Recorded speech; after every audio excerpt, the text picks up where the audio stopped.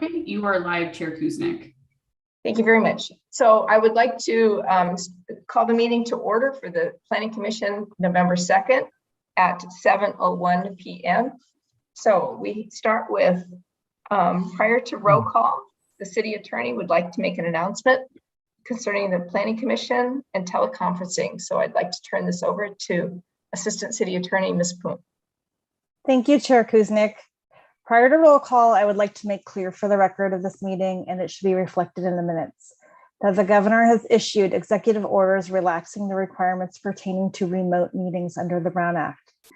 The executive orders authorize this planning commission to hold public meetings by teleconference during the COVID-19 crisis.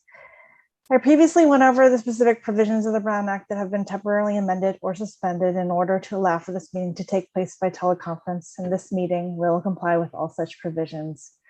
Madam Recording Secretary, it would now be appropriate for you to conduct roll call, after which I would ask the chair to recognize me in order to confirm certain matters for the record. Thank you. Oh, thank you. All right. Thanks, Jen. Alicia. All right, Commissioner Edwards. Yes. Commissioner Marks. Here. Commissioner Wallace. I'm here. Vice Chair Alpert. Here. And Chair Kuznick. I'm here. Thank you. Okay. And now we go back to Alicia. Thank you again, Chair Kuznick. I would now like to ask the chair, the vice chair, and the other commission members 3 questions. Rather than ask you to respond separately to these questions, I'll ask all 3, and if the answer is yes to all 3, please say yes and physically raise your hand. Question number 1, can you hear me well? Question number 2, have you been able to hear all previous speakers, including the roll call, clearly? And question 3, are you satisfied based on facial or voice recognition or otherwise that everyone here representing themselves to be a commission member is actually the person they are representing themselves to be? Looking for hands and yeses, please. Yes. Okay. Yes. Thank you. All right. Okay. Seeing all hands raised, the record should reflect that I have received affirmative answers from each commission member present to all 3 questions, that all commission members have indicated they are able to hear each other and these proceedings clearly. And no commission member has expressed doubt that each and every commission member participating by teleconference is in fact the commission member they are representing themselves to be. And finally, I would now like to advise the chair and the commission members and the recording secretary that any votes taken during the teleconference portion of this meeting must be taken by roll call. Thank you. Thank you so much. And now we turn to our recording secretary to lead us in the Pledge of Allegiance, please. I pledge allegiance to the flag of the United States of America and to the republic for which it stands, one nation, under God, indivisible, with liberty and justice for all. Thank you. Okay, we move to item number 4, public comments or written communications. Do we have any, oh, no, excuse me. Can you please review the procedures for public comment? Yes. If you would like to speak under public comment, you may click the raise your hand button on your computer or *9 on your telephone to request to speak when public comment is being taken. And at this time, members of the public may address the Planning Commission on any item not already included in tonight's agenda. So do we have anyone who is wishing to speak at this time? I shall open public comment and then ask the question. So we did not receive any written communication for item 4. And at this time, if you'd like to speak and you're part of the audience, feel free to raise your hand. We'll give it just a moment. And I don't see any hands. Okay, so then I'm going to close public comments on items that are not part of the agenda. So moving on to additions and revisions, we have none. Okay, item 6, the consent calendar, there are none. Item 7, approval of the minutes for the October 19th regular planning commission. I'll move approval of the minutes from the October 19th Planning Commission meeting. Okay. Thank you. Do we have a second? Oh, very good. Thank you.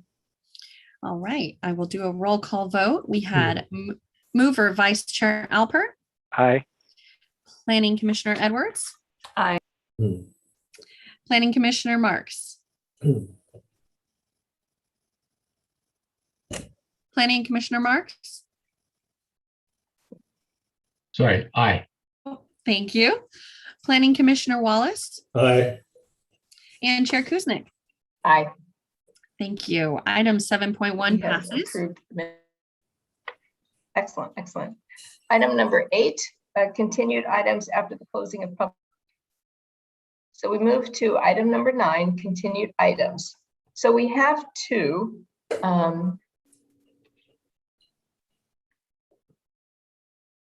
To create a motion to reorder amongst the commissioners.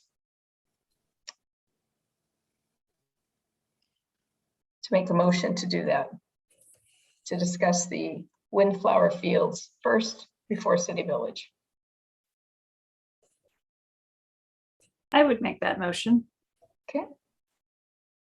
Is there a second for that?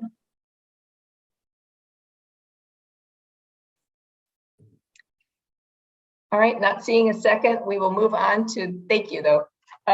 We move on to our regularly agendized item. This is item 9.1, continued public hearing on the City Village Development Proposal, hearing number 7, staff report by Ms. Cindy Yee, Senior Planner. Thank you and good evening, commissioners and members of the public.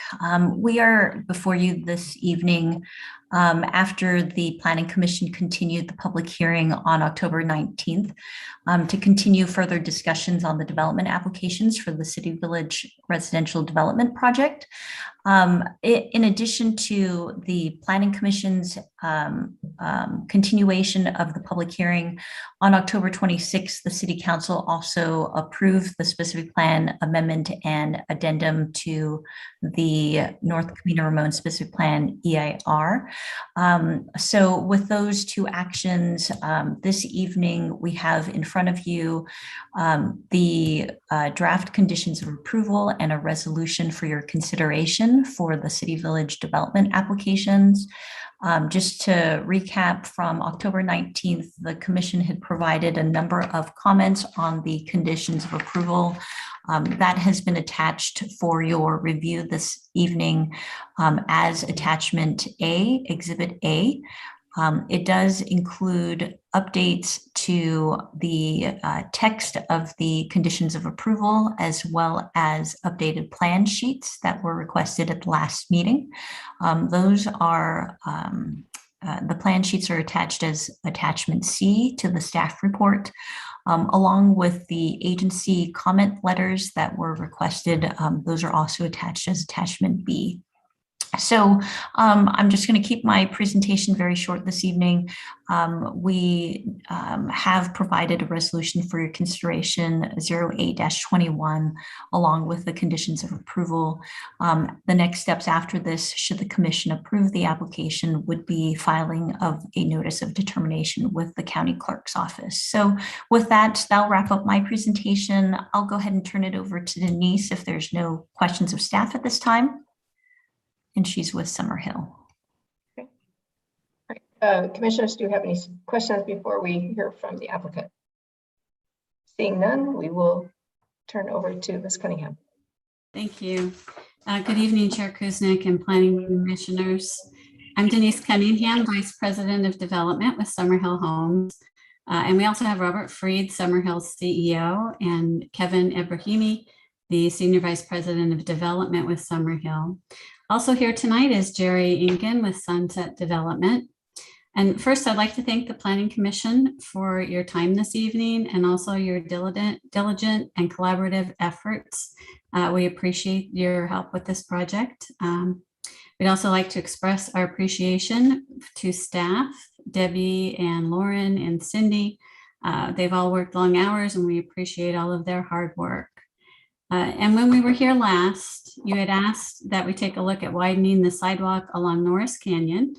And we have looked into that and we are able to accommodate that request and increase that walking path to 6 feet. Also at the last meeting, the primary focus was on the conditions of approval, and Summerhill is in support of the revised conditions as included in the staff report. And we are available to answer any other questions you might have tonight. We look forward to working with staff and the city of San Ramon to bring this new community to the city core.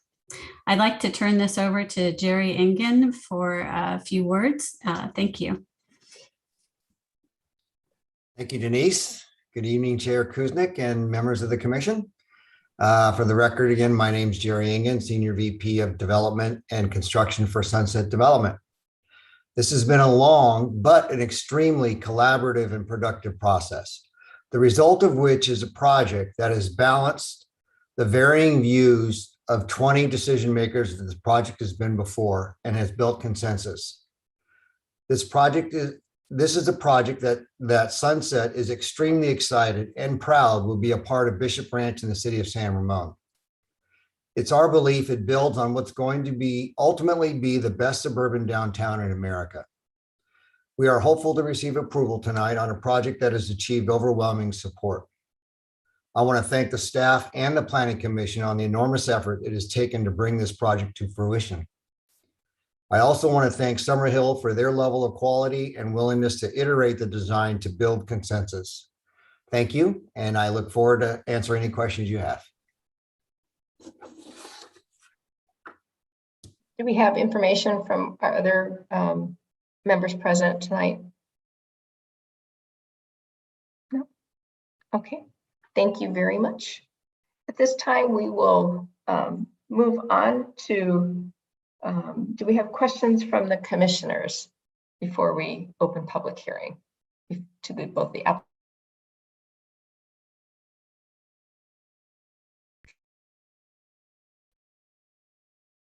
Okay, it does not appear that we have questions at this point. So let us go to, we're going to open public comment and ask the recording secretary if we have any speakers or written public comment on this project. Thank you. Yes, so we did not receive any written communication prior to the meeting. At this time, we can turn it over to the audience and see if anyone would like to speak on this item.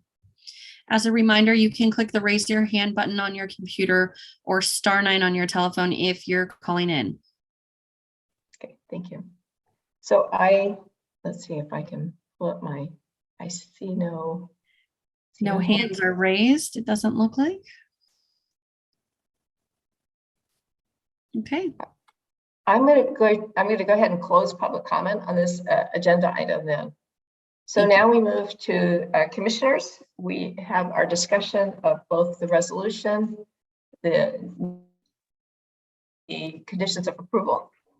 So, Chair, if I may, can we have a motion to close the public hearing? do we have a motion to close the public hearing? I'll move to close the public hearing. Do we have a second? I will second. All right, thank you. So we had mover Vice Chair Alpert, Aye. and we had seconder Commissioner Marks, Aye. Commissioner Edwards, Aye. Commissioner Wallace, Aye. and Chair Kuznick. Aye. Thank you. Thank you. Okay. So at this time, the time at which the commissioners have comments and discussion, I'd like to proceed onwards.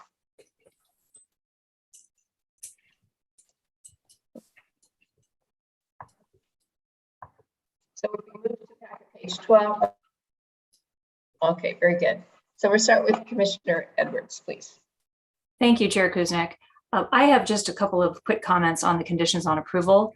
Conditions number 16 and 53D pertain to the use of homeowner garages.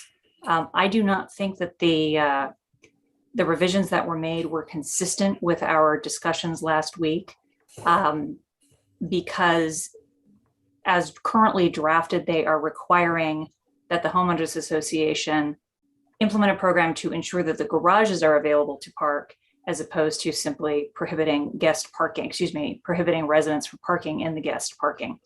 That is a change that I would like to see made.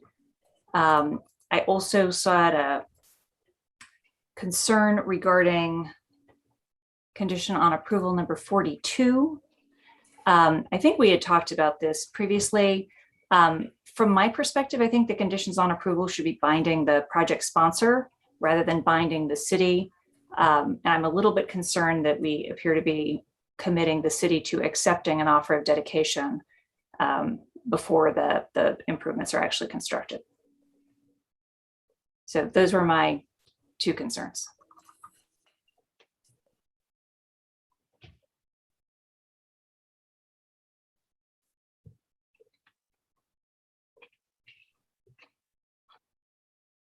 Gene, I can't hear you. Apologize. Commissioner Edwards mentioned 16 and 42. Does anyone else want to reply to those particular comments? And then Commissioner Marks, your hand is up. Thank you, Madam Chair.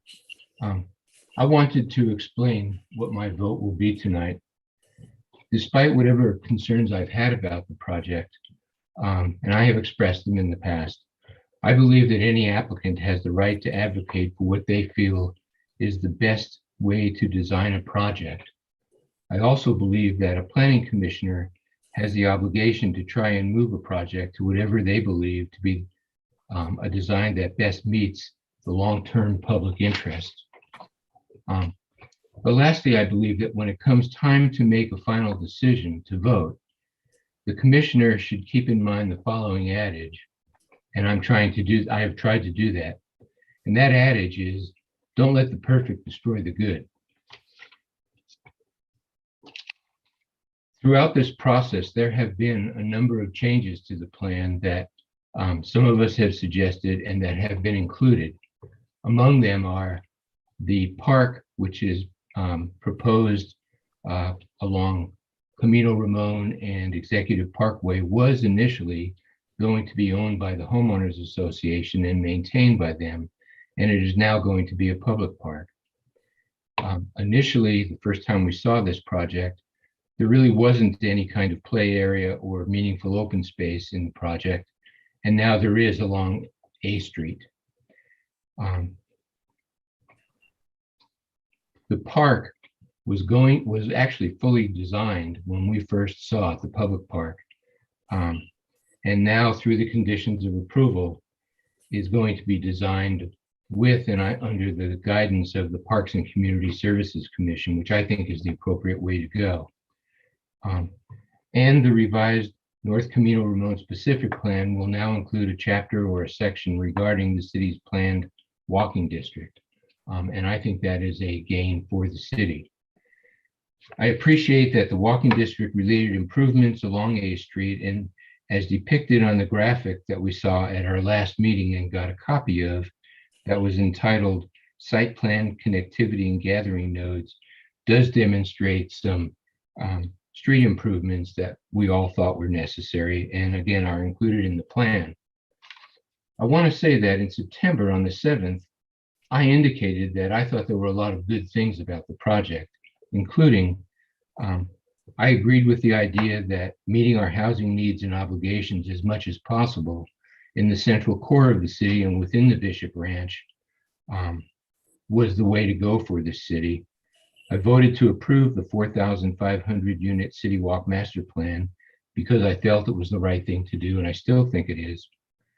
I agree with the concept to convert the land uses on BR6 from office to residential, and I am not looking to reduce the density of the project.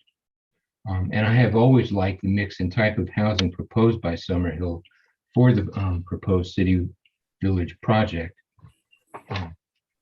With all those things and in consideration again of the notion of don't let the perfect destroy the good, I never meant to disparage the plan. It is my feeling commissioners have to push for the public good as long as possible up until the last minute, but then vote what is realistic. And on that basis, I will be voting to approve this project tonight. Thank you, Madam Chair. Okay. Commissioner Wallace, Commissioner Alpert, comments, discussion? I just like to thank Summerhill and Sunset for, Commissioner Marks actually expressed all of the changes that we've seen over the course of the last 9 or 10 months of this. But I'd like to just echo my appreciation for all of the changes and how willing you are to listen and build a quality neighborhood. And most importantly, how you've been willing to continue to modify the plan as suggestions come forward. So again, thank you. And this has been, even though it's been a long process, it's actually felt very productive, and if I could say it, actually very enjoyable. So thank you. Commissioner Wallace. Yeah, I cannot believe that Mr. Engen believes this was a long process. I thought there was such an enjoyable process where we exchanged wonderful ideas and improved the project. It was a model for city development for years to come. But I think we've sort of arrived at the finish line for this project. It's gone through several changes. I think the changes that have been made to the original project are an improvement for not simply the project itself, but for the city. I know it's taken a lot of effort on both sides. The developer has made a number of changes to the project that weren't originally there. Obviously, the park was a sticking point for a long period of time. And I am happy that we got the city on board, particularly Parks and Rec, to approve that park. I think that this project, when it's completed, will be a good addition to the city core area.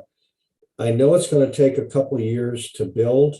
I imagine that there's going to be a lot of comments over the next couple of years about it, but I think the proof of the pudding is going to be 5 years when you cut the ribbon for the last unit, and people can see what is actually there. That I think to realize that all of us, I think, earned our pay.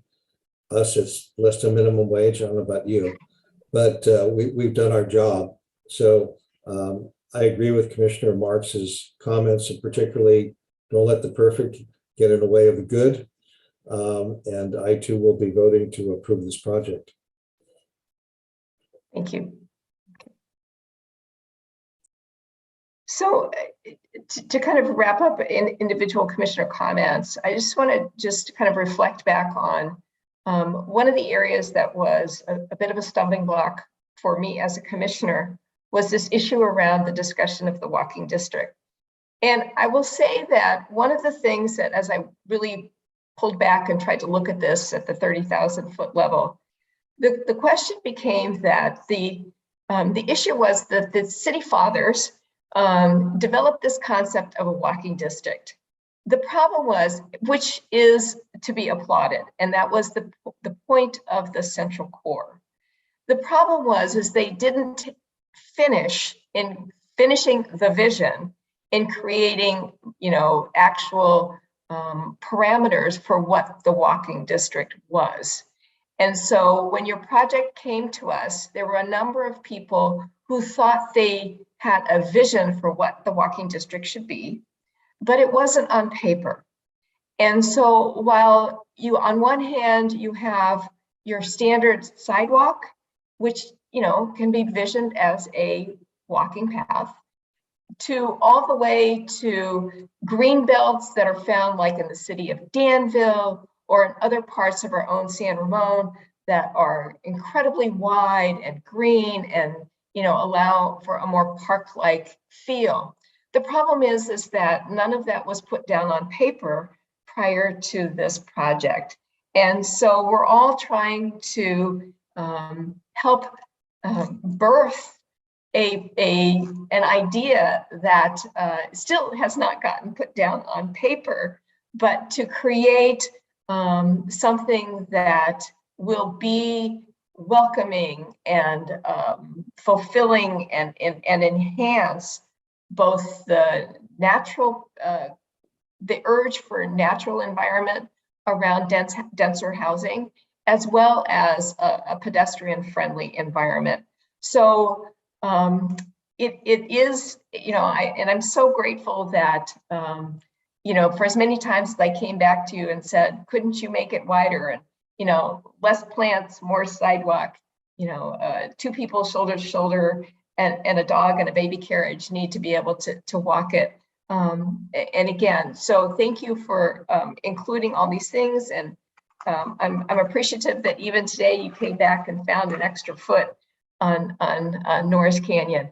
I would say for the public record, I challenge our city council to really look at both Norris Canyon and Camino Ramon as a way to perhaps farther down the road, look at, maybe limiting traffic on that so it really does create that pedestrian friendly area, much like downtown Livermore did, or downtown Pleasanton, downtown Danville, where those areas have limited driving and they really embrace the feel and dynamic of a walking area. So those are my comments. I just want to circle back to Commissioner Edwards and make sure that your concerns on the conditions of approval are not overlooked. So would you like to comment to staff about some changes for that before we think about a motion? I would. I think that what we had discussed during our last session related to requiring the homeowners association to prohibit residents of the project from parking in guest parking. And I thought that we had reached agreement that that was going to be the extent of the city's involvement in terms of the management and regulation of what individual homeowners can and cannot do in their private garages. So your comment on item number 6 is that the new markups is too extensive. Is that correct? Is there some language you would like to prefer? I think they're not extensive enough. I think that they've basically been rewritten to just differently state that the city is going to be controlling what people can and cannot do in their private garages. So I think that the change to 16 and 53D on the red line would be shall include a provision that the homeowner, the HOA, prohibit residents from parking in guest parking. Period. I don't know that the city has an interest in further regulating the use of private garages. Staff, is that something that we could? Is it possible to amend at this point? I don't want to speak for Lauren or Debbie, but I think whatever the modifications to the conditions are up to the commission to recommend. I'm open to that amendment, but I think perhaps maybe it would be a discussion for the commissioners. Okay. Yeah, I would agree with those comments. From staff's perspective, I don't think it was so clear cut that there would be no HOA controls of the use of garage. The language was meant to be more flexible in adapting to individual household uses. As was mentioned, not everybody would have 2 cars. And so again, there's a process that could be gone through with the HOA. It's not the city that would be enforcing, it would be the HOA. But again, this is a discussion for the commission and they can modify the conditions as they see fit. Okay, Gary? Yeah, so would it work if I'm looking at the red line, if we just strike out garages are available to park residents' vehicles, and if it would read a provision that the HOA implement a program to ensure that guest parking spaces are utilized for guest parking only? Would that? Period. End of statement. Would that alleviates my concern. Okay. Fellow commissioners, we're on packet page 24, item 16.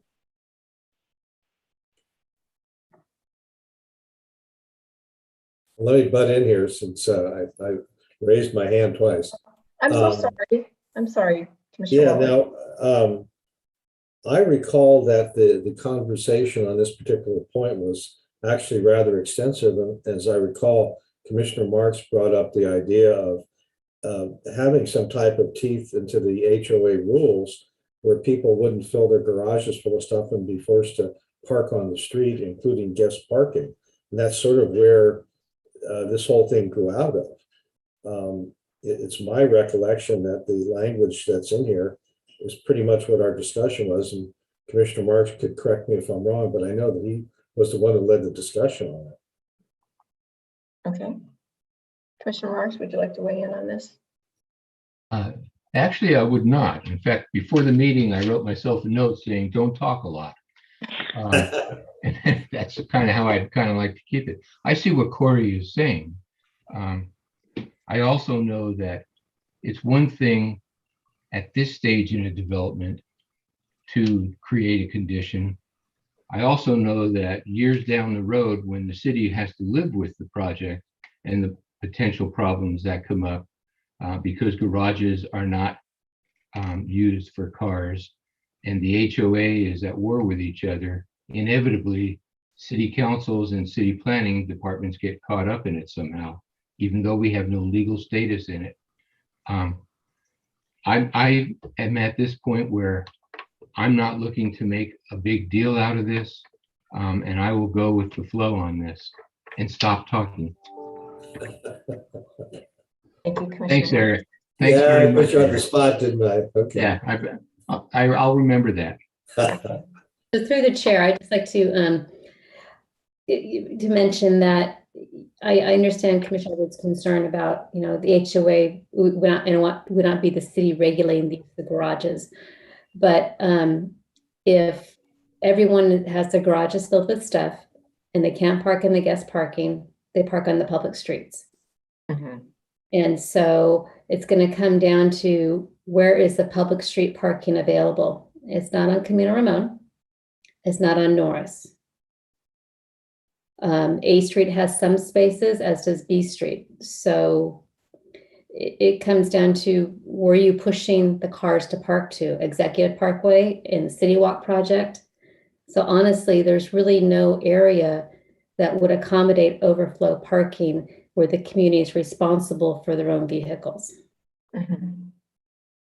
Okay, so I think at this point I'm going to read that the room here is not interested in rewriting this particular condition of approval at this point. Okay, moving on. So is there any other either point in the resolution or conditions of approval that people would like to bring up at this time? Seeing none, I'm sorry. Go ahead, Cindy. Sorry, through the chair. I just wanted to revisit condition 42 was related to the offering of the park for dedication.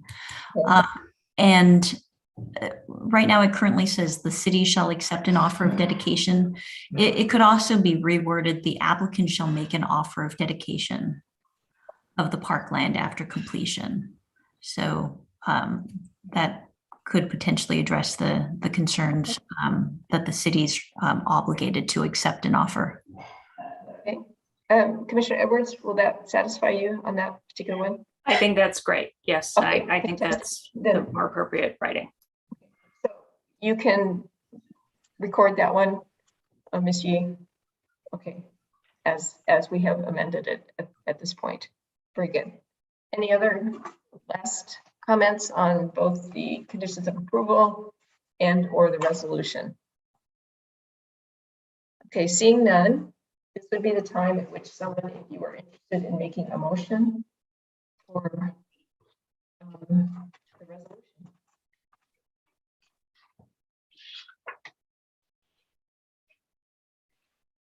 Is there a motion? Oh, I'm sorry, Commissioner Albert, there it is. I will give it my best shot here. I move adoption of resolution number 0821, a resolution of the Planning Commission of the City of San Ramon approving the City Village Bishop Ranch 6 development proposal, MJ 21-900-002, vesting tentative map 9576, DP 21-300-002, AR 21-200-007, and IS 21-250-001, APN 213133-048.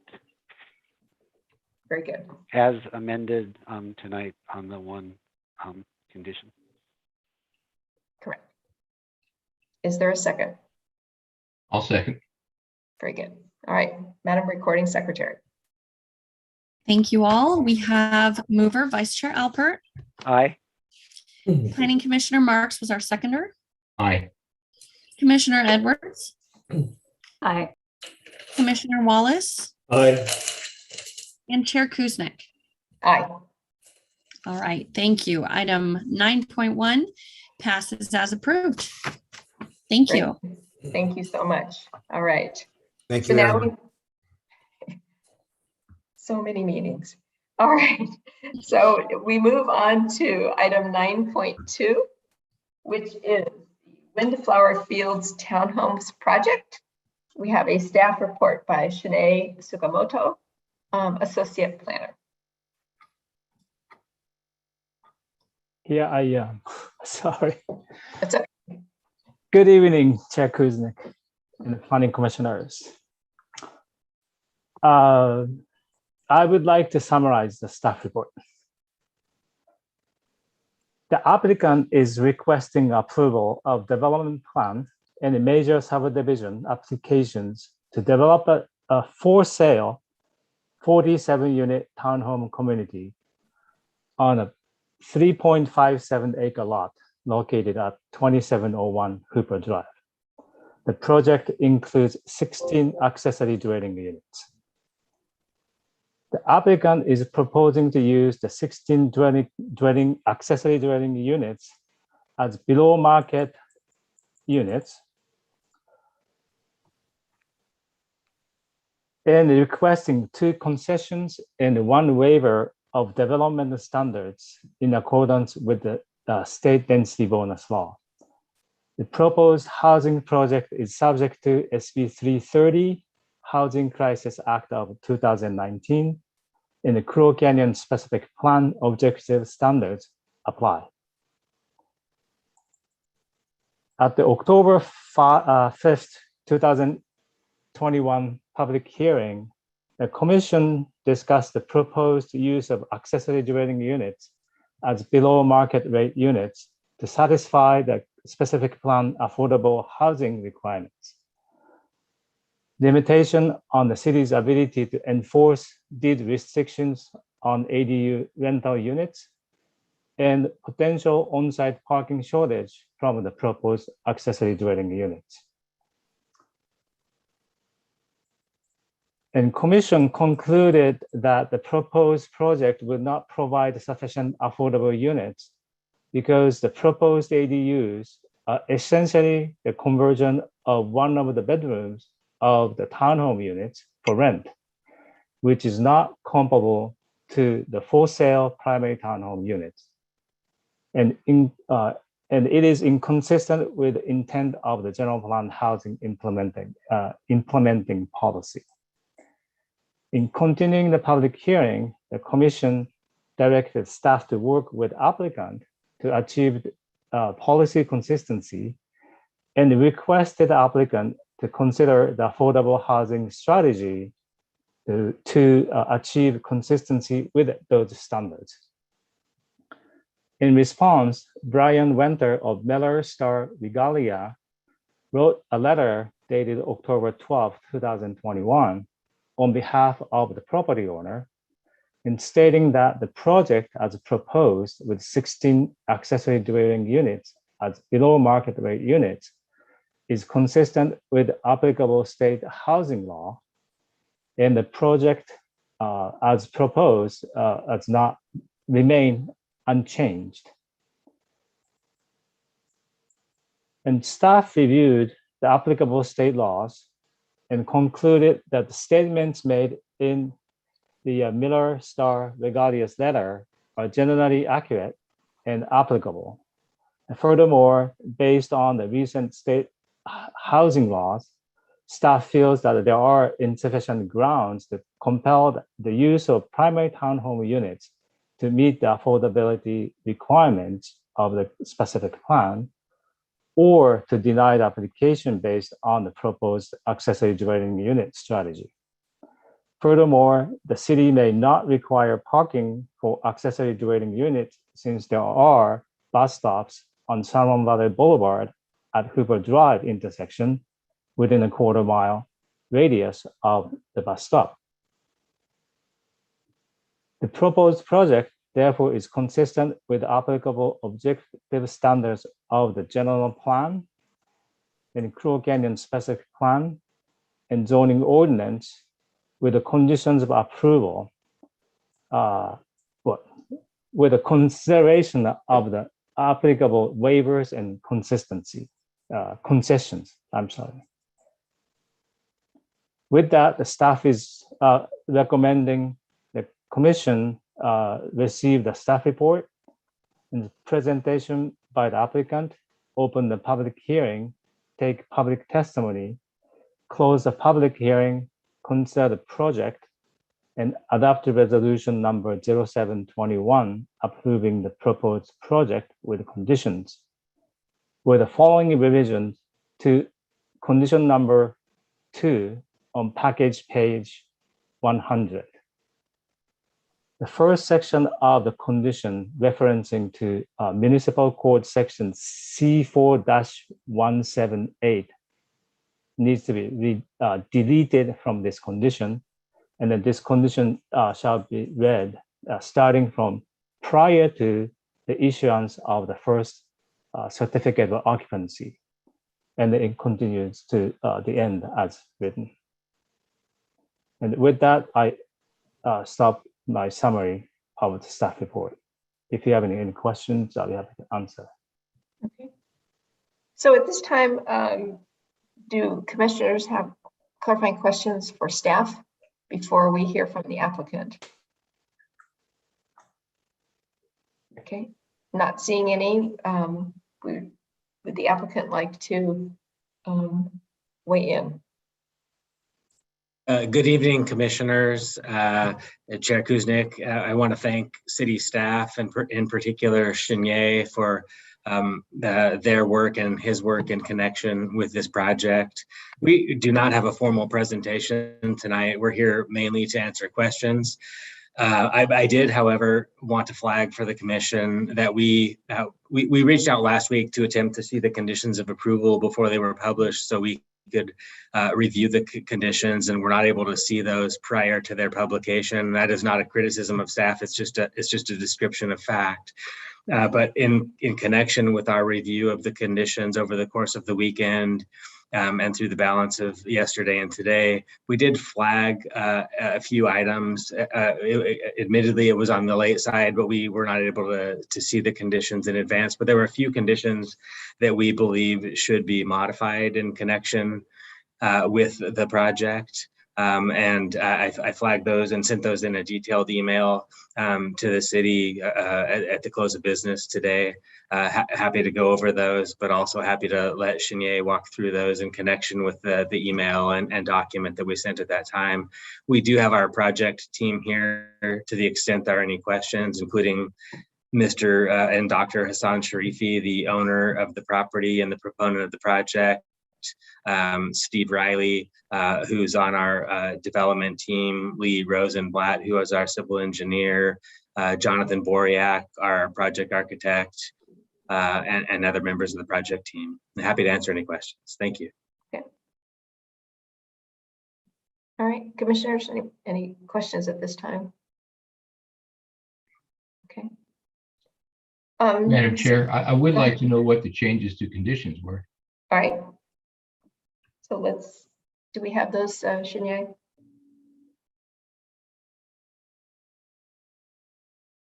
On mute.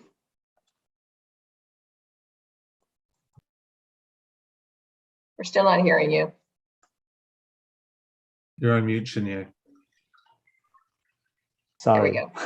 It's okay. Too many screens.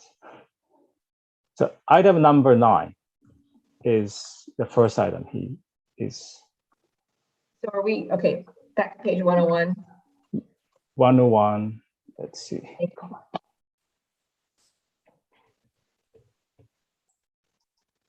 Let me get.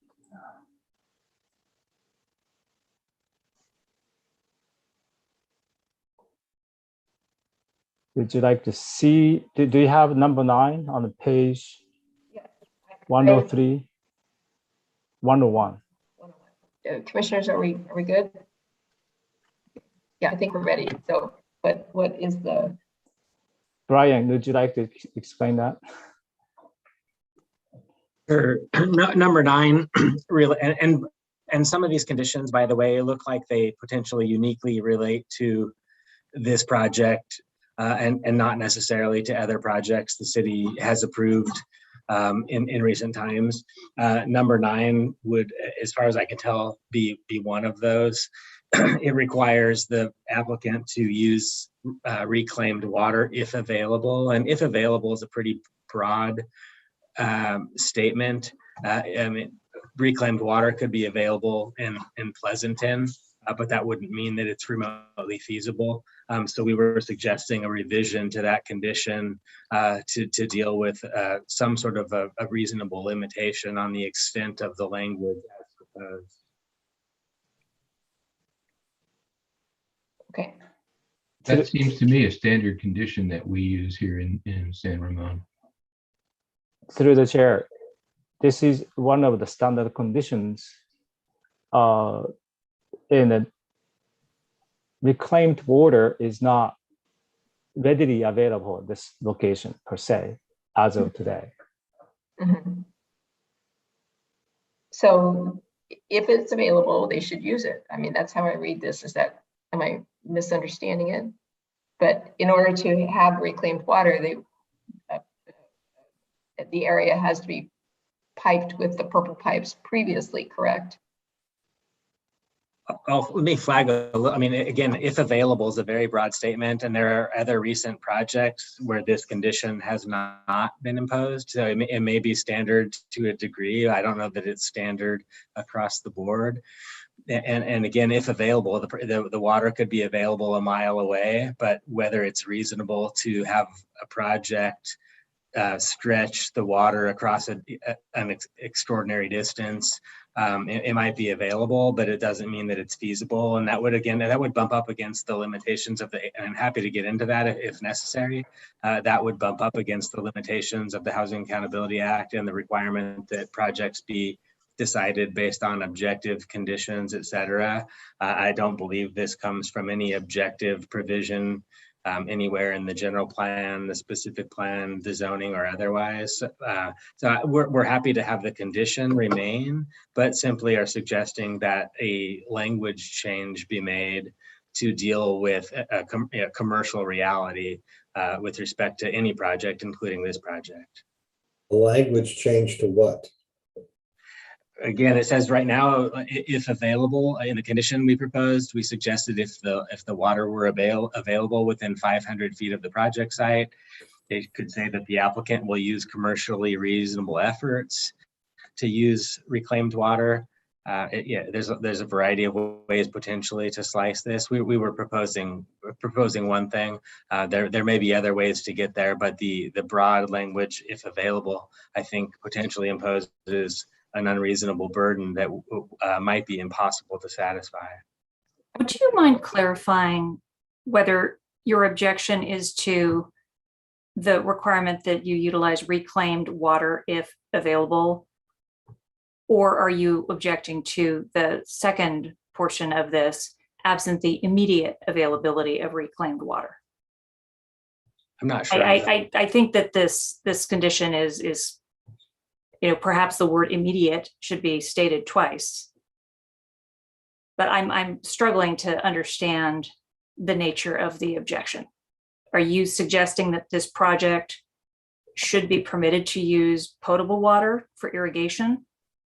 Well, again, I don't know that this is a standard condition on other projects, and I believe that I've seen other projects approved in San Ramon, including recently, that did not have this condition. That's ostensibly one that the city considers a standard condition. But again, I don't know that I've seen this across the board on other projects in San Ramon. So that's one issue. A second issue is that it's not an objective standard that appears anywhere, as far as I am aware, in the city's land use regulations. I say that broadly speaking. And third, again, it's the first sentence in that condition that speaks to the to using reclaimed water if available, and it's impossible to know, as far as I am concerned, what what the availability of that water might mean and what the city might consider to be available in connection with the implementation of this project. So we're trying to get a little clarity on that.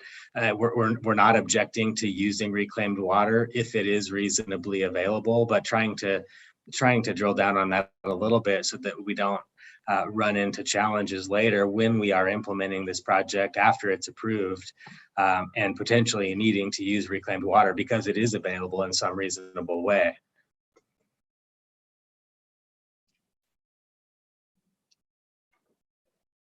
So to answer my question, is the fix for your objection to insert the word reasonably available? I think or are you also objecting to the requirement of the second sentence? I was attempting, and pardon me if you perceived it otherwise, I was attempting to answer your question. I was not being glib, but I believe reasonably available would also potentially drive at the same concern. Again, I think there's a number of ways of slicing this. And as far as I can tell, unless there's somebody on our project team that has an issue with that, I think that would work too. Madam Chair, it seems to me that we can keep going back and forth on this. I would suggest that at the next meeting, the applicant come back with the language that they proposed. Can we all support that concept? Yeah, but I would modify that to say that I would like to have the language proposed by the applicant for this particular condition of approval and any others as part of our package so that we get a chance to review the language prior to the next meeting. I would just say briefly, of course, using this meeting and then continuing this to another means that the city council, God forbid, is potentially left with one meeting, and most are gobbled up at the planning commission level.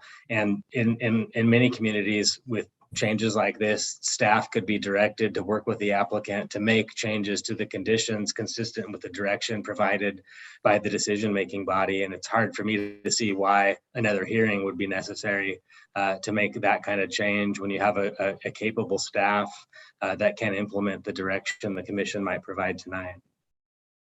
Through the chair, if I might, we have the ability to share screen and show the proposed edits from the applicant that were emailed over at 5:30 this afternoon.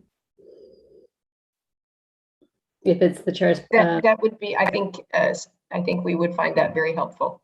And our civil engineer also has raised his hand to speak on this item too, to the extent that's considerable. I was just going to ask, yes, that's Lee, right? That's correct. Okay, I'll go ahead and promote him. Okay, Sinead, please share your screen with the condition edits.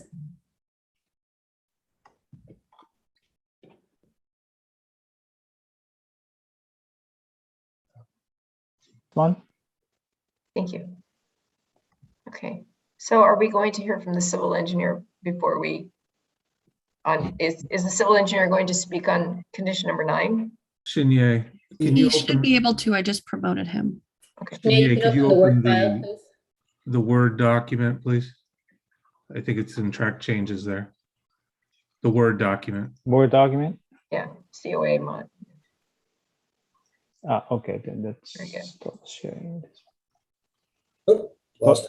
Lost it. Sorry. Okay.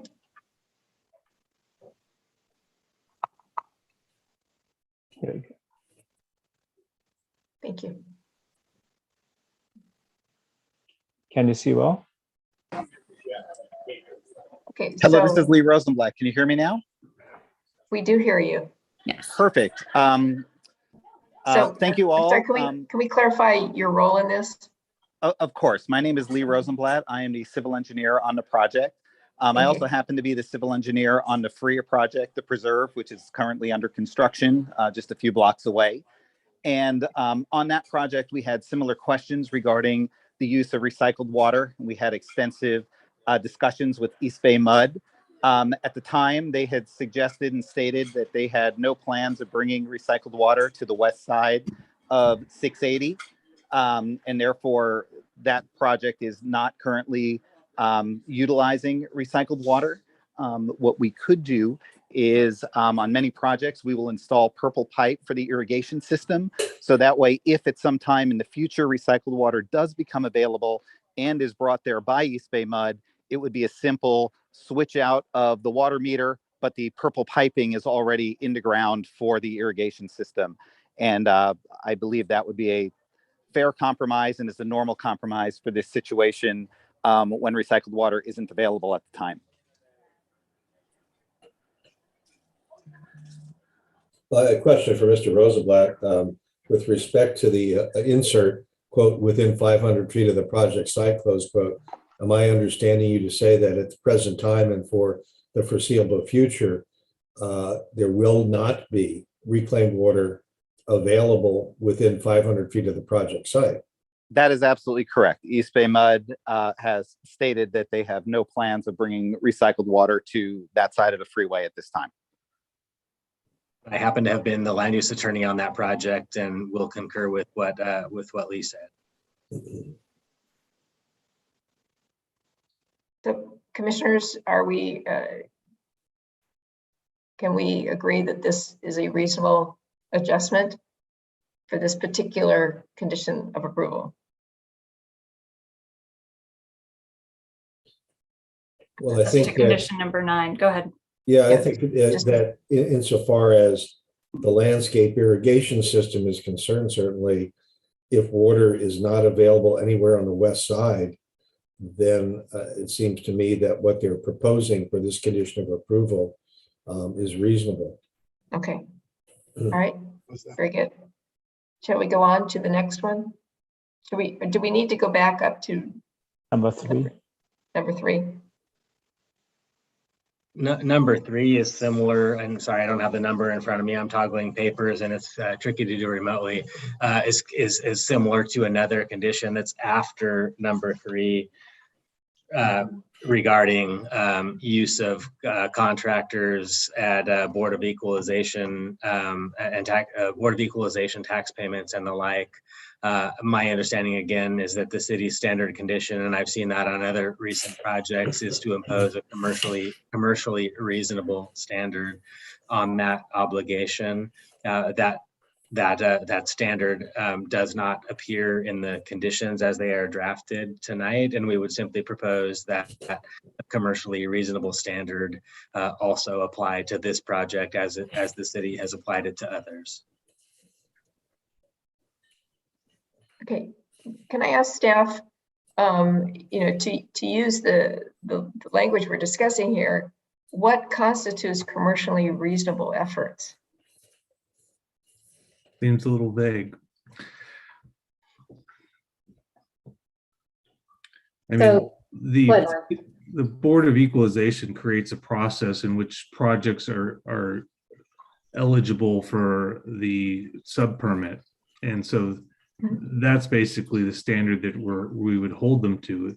If they don't qualify for the sub-permit, they don't have to do anything more through this. So again, it's a question of how the contractor's purchasing materials, the dollar amounts associated with those materials would be how it would be enforced. But again, other recent approved projects in San Ramon apply a commercial reasonableness standard, and at least that is not an absolute. Certainly you can have a conversation or argue over what that means, but it's not an absolute. And again, as I understand it, the city's standard is to put a reasonable standard in connection with other projects, but yet this project has a heightened standard without the reasonableness. So we're simply asking for the similar treatment. I would disagree that this is a heightened standard. However, it doesn't bother me to have the language in there. It's essentially what we would do anyway. Again, we will look to the applicant to make a case for why the sub-permit does not apply to them. If it's a valid exercise, then they wouldn't be required to comply with the condition. I'll even say that in connection with other projects, there's a financial threshold that is connected with those projects, and there isn't such a threshold here, but we're happy to have a commercially reasonable standard. The financial requirement is under the Board of Equalization standards. And again, it's, I believe, $5 million threshold. In any event, I don't object to, I won't speak for everybody else, but I don't see any problem with this language as proposed.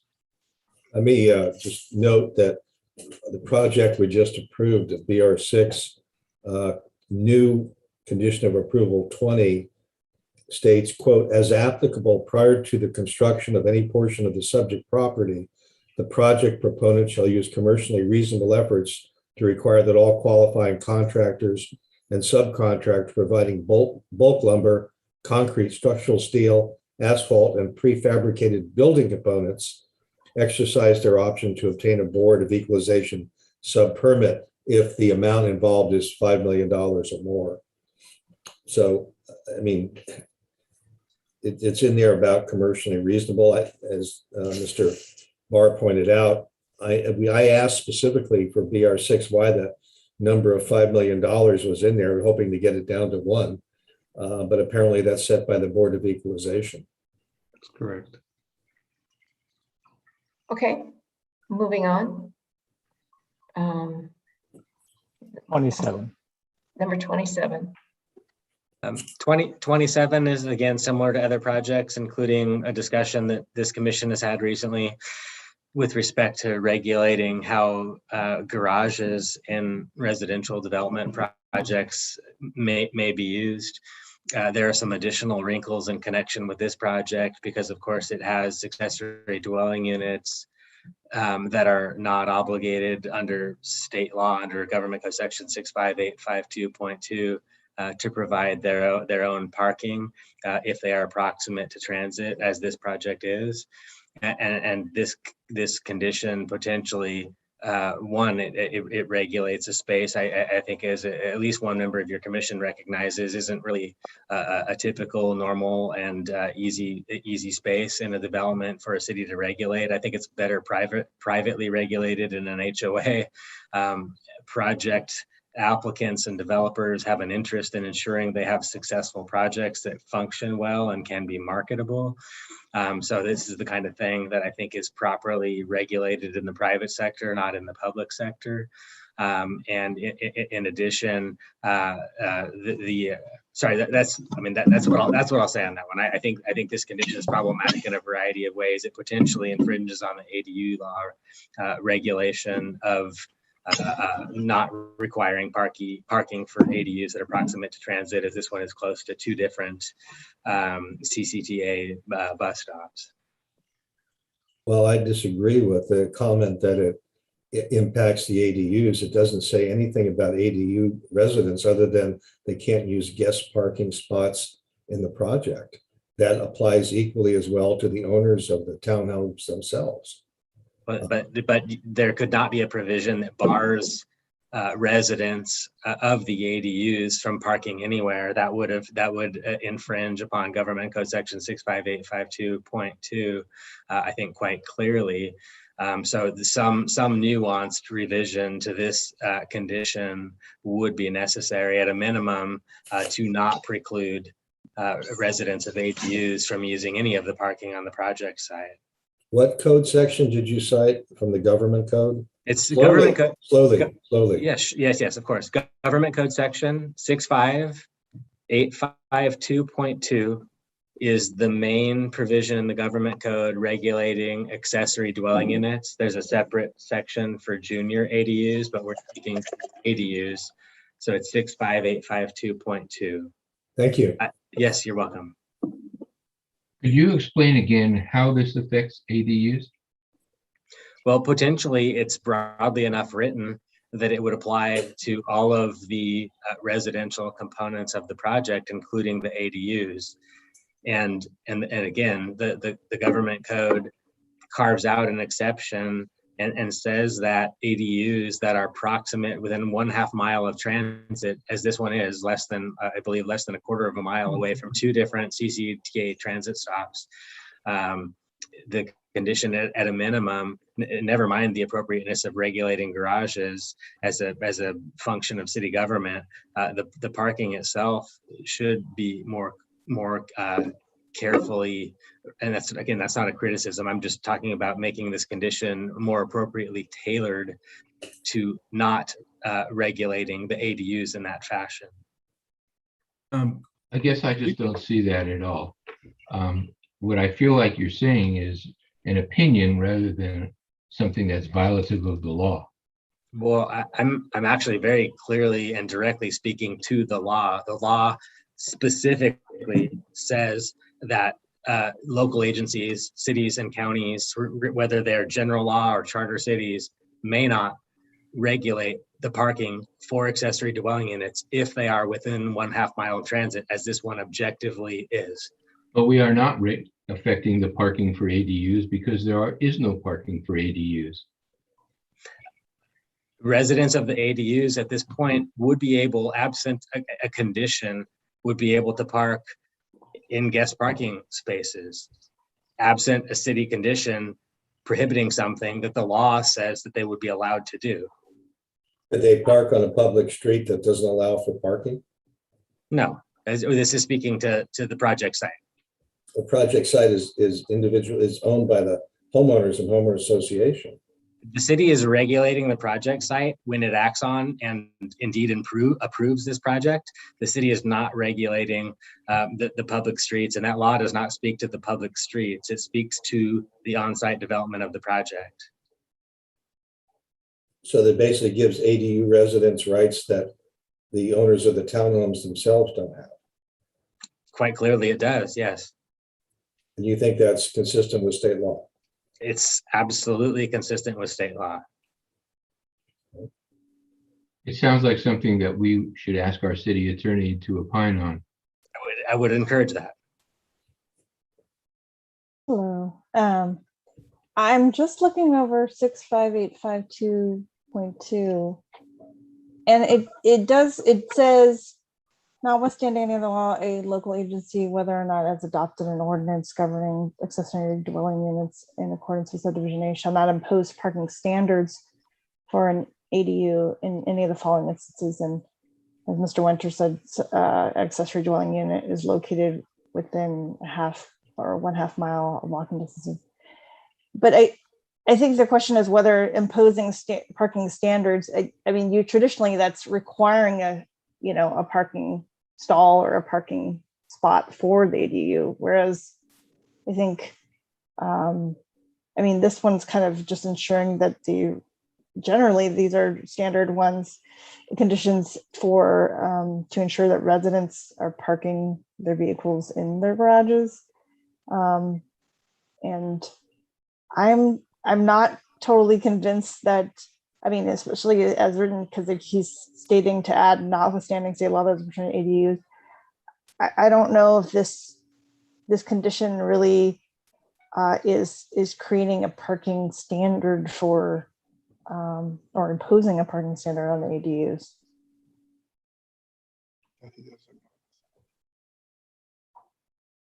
Hey, Corey, go ahead. So, I just want to comment here that I think it's profoundly unreasonable for the project applicant to be sending changes like this after business hours on the date of the commission hearing, when you've taken an extremely aggressive position with this planning commission. It is unreasonable for you to be taking legally complex positions and requiring our city attorney to be opining on issues of this level of complexity on the fly. Again, I am extremely disappointed, council, that you would send changes like this after hours on the date of the commission hearing.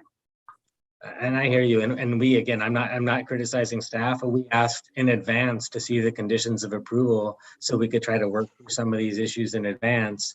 And the city had a position that we would not be able to see these until they were published to the public. So we didn't get a chance to address these in advance, which we Well, you had the opportunity to see and review them at the same time that the members of this commission did.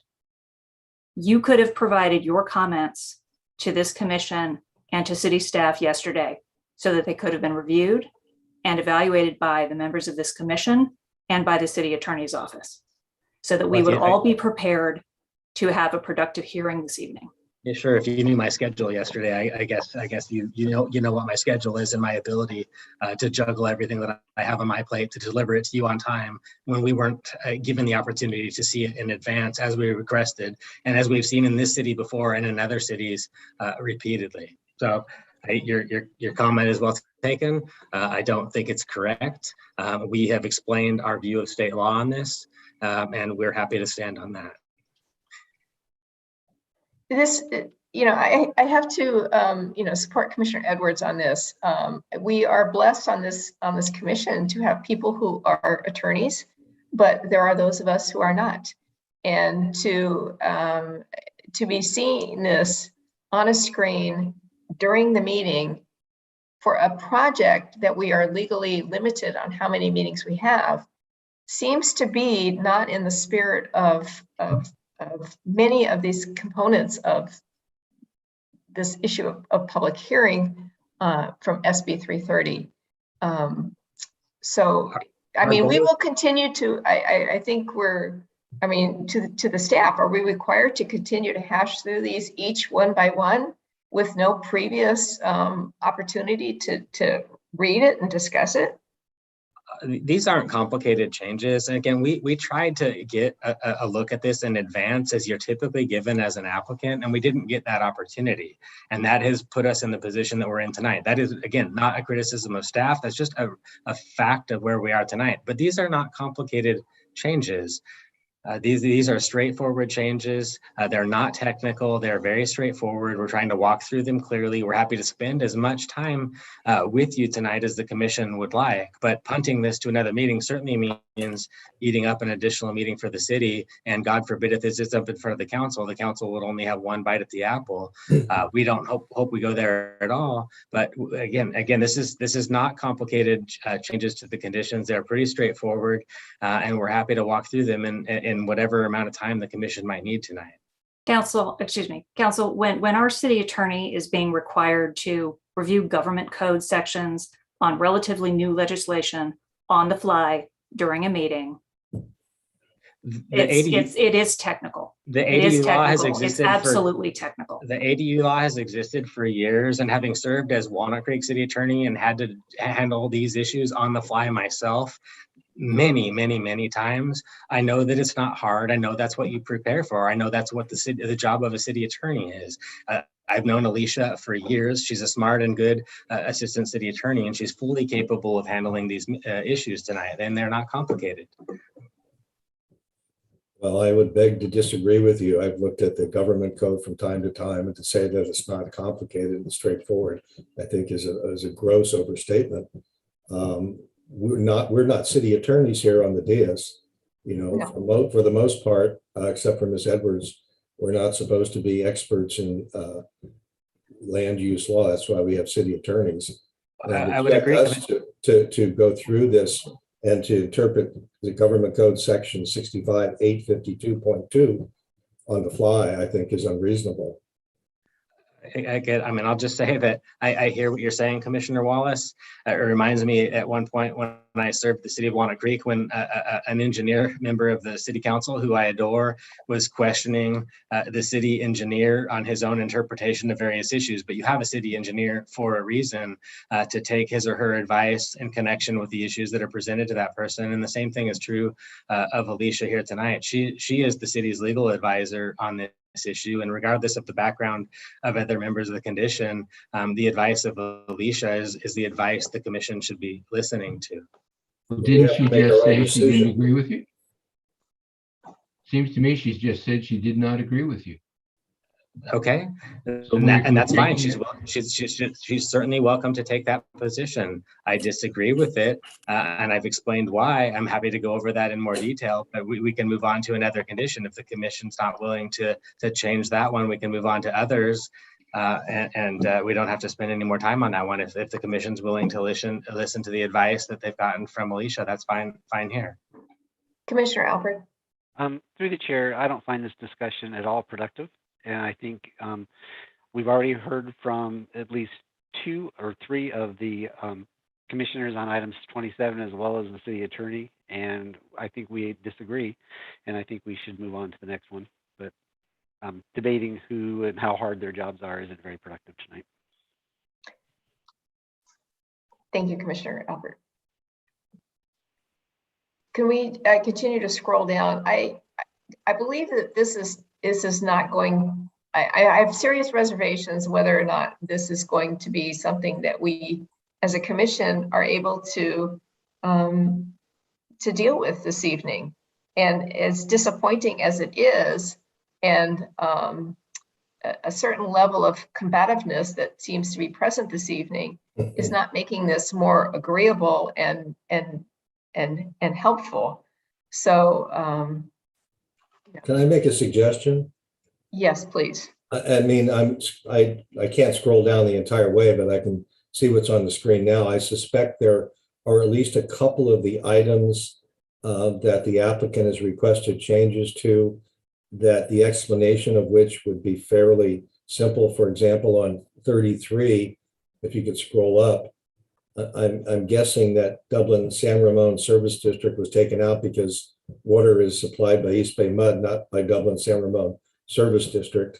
I'm not sure what the issue in AT&T is, but I would guess that that could be explained in a sentence. Paragraph 51 is similar to the commercially reasonable effort discussion that we had earlier in the evening. It looks like paragraph 60 probably has a simple explanation as well. So, I think that at least for some of these items, there seems to be a fairly simple, straightforward explanation why the applicant wants a change. And if it can be done in a sentence or two, I think we ought to narrow down the issues as much as possible tonight. Go ahead, Debbie. I'll comment on condition 33 with DSRSD is listed. They are in partnership with East Bay Mud for the provision of reclaimed water. It's DERWA. So in my mind, it's up to the commission, but there is some subtle connection to DSRSD for future reclaimed water service. So if that's just food for thought. And Debbie, your point is well taken. If we could just simply say applicable approvals here, I think that's a quick, easy change, and then DERWA stays in. Okay. Okay, I'm not sure what applicable approvals mean. I thought I was trying to narrow things down, but I'm not succeeding. I think you were onto something, Commissioner Wallace. I really think you were, and I'm not proposing a complicated change. But Debbie raised a good point with respect to Dublin San Ramon Services District, and I was simply saying if we left that in, but we said above that it was evidence of applicable approvals. So to the extent that any of those approvals are something we need to get, then we would have to provide that evidence, and if not applicable, then we wouldn't. Okay, thank you for the explanation. You're welcome. Can you explain why you struck AT&T? That was just a strikeout mistake. Apologies. Okay. Okay. If I may, 60. Again, other projects in my experience have not necessarily said at the rate of at the rate of issuance at the time of building permit issuance. This project, again, has the unique wrinkle of an SB 330 preliminary application and the vesting that goes with that. Of course, that does not vest you into indexed or automatically adjusted fees. It only vests you in connection with ad hoc fees or fees that would be changed pursuant to a nexus study and the like. And so the suggestion here was to change that sentence because it's not necessary to effectuate the condition that's captured in the very first sentence, applicable fees, et cetera. And it deals with a wrinkle right now that we don't know the answer to, or I don't know the answer to, but that adding that last sentence, I don't think changes the city's ability to get the applicable indexed fees at the time of building permit issuance.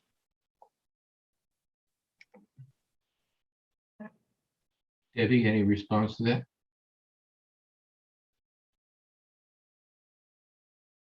Well, the fees are collected. Well, so the comment about if there's a cost of living adjustment and if the fee is in place, so that fee, they would pay the fees at the time of the permit issuance in accordance with the fee schedule at the time. To my knowledge, the city is not proposing any new fees within this upcoming fee cycle. So I'm not seeing the concern, Brian, honestly, because you have a vesting tentative map, also, correct? We so your fees are locked in with the we have, but more we have vesting at the time of the filing of the preliminary application.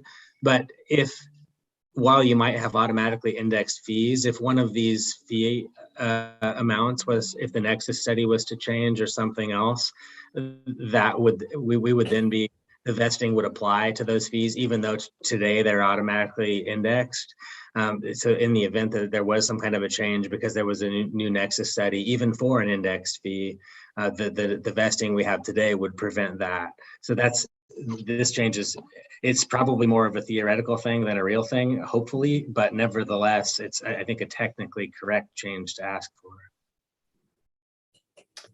Alicia, would it be appropriate to say with respect to SB 330 and just tie it back to that? It could be subject to the provisions of SB 330. provision. Yeah, Yeah, that's fine. Mhm. Yeah, I Okay, think so that's the cleanest way to approach it. all right, so we're making that adjustment there. Number 85. 85 is a condition that I also believe is not a standard condition. It seems to presuppose that multifamily housing might have a higher crime rate than non-multifamily housing. And the city's own website with respect to this crime-free multi-housing program references that it's free and voluntary. And so it seems unreasonable to me to single this project out for something that should be mandated to participate in a voluntary program. Certainly the project and its future HOA would have no interest in not taking advantage of such a service if it were deemed to be necessary at some point. But it seems that to me that should be something that comes from the applicable project proponent or the applicable applicant at the time, not mandated at this point in time when there's no reason to think this project will have any kind of inordinate crime rate, and there's no evidence in the record to suggest it will. And I'll have to, through the chair, I'll have to agree with Mr. Winter on this point. This applies to rental housing and not for sale housing, because there are not tenants in for sale housing. Their units are sold to the residents. And in the case of the ADUs, the individual homeowner would be regulating their tenant selection. So I don't believe this condition is applicable. Okay. Can you potentially do the last one? Okay, the last one, I don't know where this falls into the ADU. I'm going to condition. actually ask, if I may, I'm going to sorry to shift here really quickly, but I'm going to ask Steve Riley on our team to quickly walk you through this one. And thank you for working with us on this. Thank you. Thank you. Thank you. Thank you. Thank you, Commissioner. A lot of feedback. Go ahead. Sorry about that. Thank you for having us this evening, and sorry for getting you guys the late condition edits. As Brian mentioned, we just had a chance to go over in a day, so I apologize as well for not being able to get those to you guys yesterday. On the ADU condition, what we're suggesting is that we're providing significantly more ADUs than would be required in the affordable housing ordinance, or sorry, not ordinance, the requirements of the CCSP.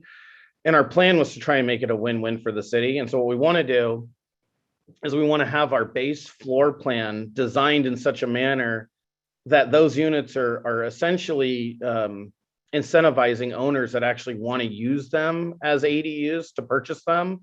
So there would be no interior door from the ADU unit to the main unit.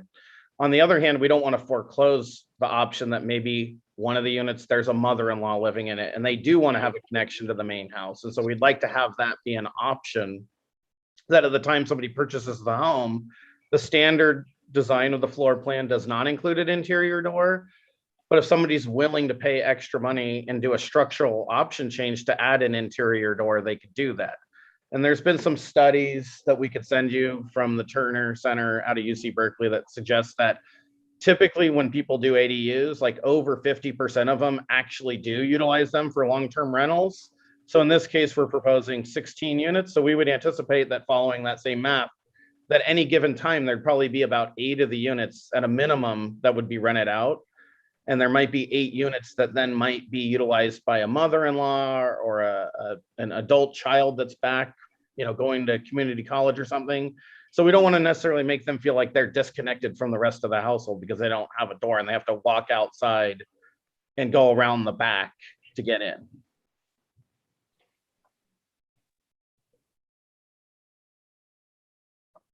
I'd like to see a marked up base floor plan that shows what exactly interior door you're referring to. You just mark it up and send it to staff. They can pass it on to me. Yeah, I agree. I mean, this is something that seems like a reasonably large change that we're seeing again on the fly here. I'm sorry, Commissioner Wallace, we didn't hear you the first 10 seconds. Could you repeat what you said? Oh, everybody likes to hear me repeat myself. The base floor plan that you mentioned under ADU condition, what I'm asking is for you to send a copy of that floor plan to staff with a markup indicating where this interior door is that you're talking about removing. It was sent to Shanae earlier today, so he actually has that and he could probably share his screen with you. Okay, let me share this. Stop sharing this one.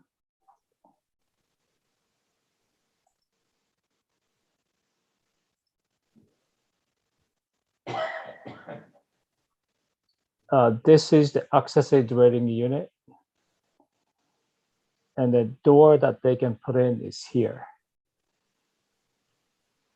Okay, so in the existing floor plan, that is the only entranceway to the ADU? Only entrance, existing floor plan. This is the only entrance to the ADU. Okay. This is the entrance to the primary residence. Okay. And what they're suggesting is to allow an option to have another door there. Okay, is that in addition to the existing door that's shown on the bottom or in place thereof? No, correct. It would be in addition to, and it wouldn't change anything about it. It would, and typically when you do those, they're called lock-off units. So that door would be designed to be locked off from the main unit. On the other hand, if there was literally your mother-in-law living in that unit and she was going to share the main kitchen facilities or be a member of the household, you wouldn't want to make her go outside and then back in through the main door.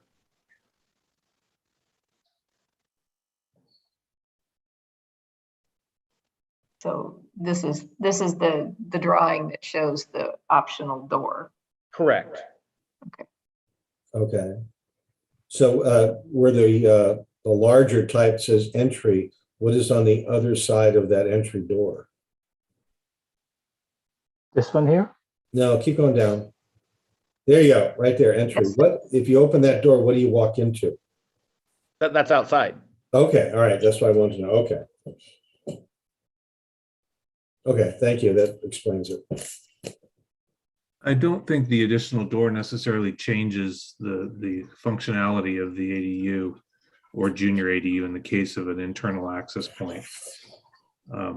But that's something that obviously would need to go through a building permit review, structural review, and make sure it meets exiting requirements under the building code.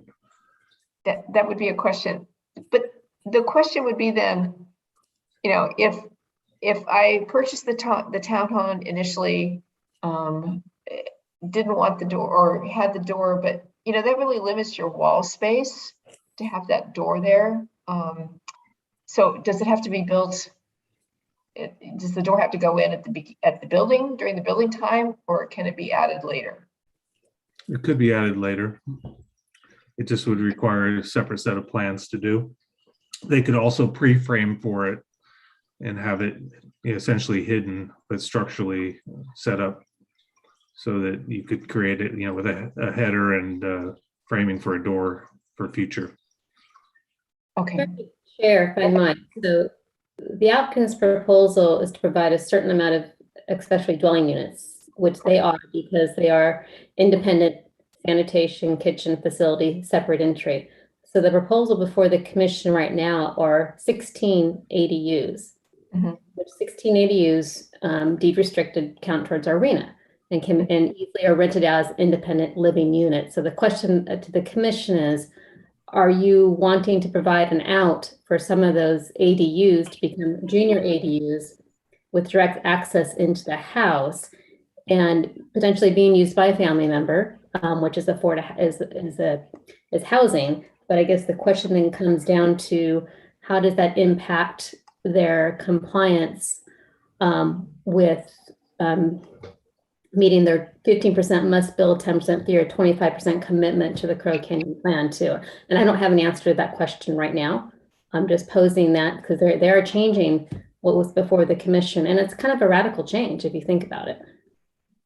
Okay, yeah, I actually was going to, I'm sorry, Chair Kuznick, please. Yeah, I was just going to ask you to go ahead. Go ahead, Commissioner Edwards. So I agree with Ms. Chamberlain's position. I view this as a significant and material change to the project that is before this commission. It's not clear to me why this additional drawing has only been presented to us at this time. And my question for Ms. Poon is whether this revised drawing set, this revised plan set, this revised proposal is a material enough change to bring this project outside the bounds of SB 330.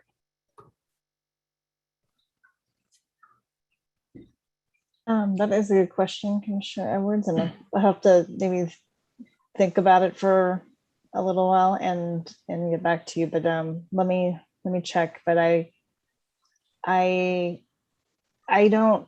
I mean, I'm not sure yet. Let me review the drawing and a little more on SB 330 and let you know. But I can't say any more than that for now. Thank you.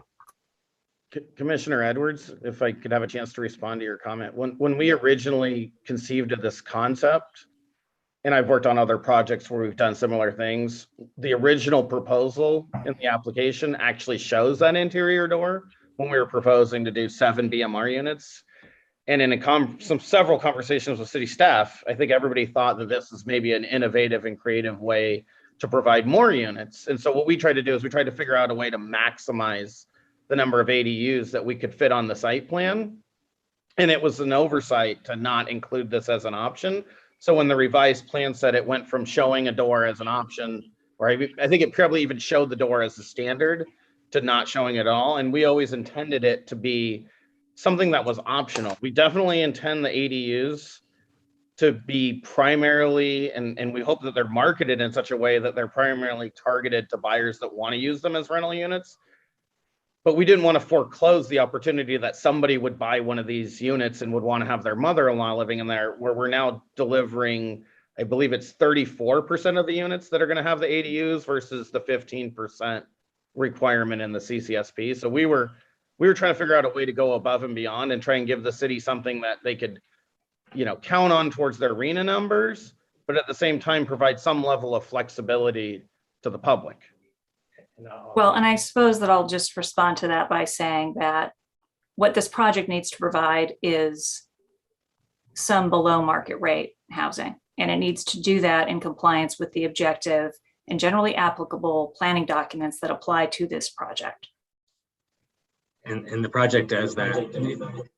The original project, sorry, a little feedback here, proposed 7 accessory dwelling units, and it was adjusted to 16 through conversations with staff to try to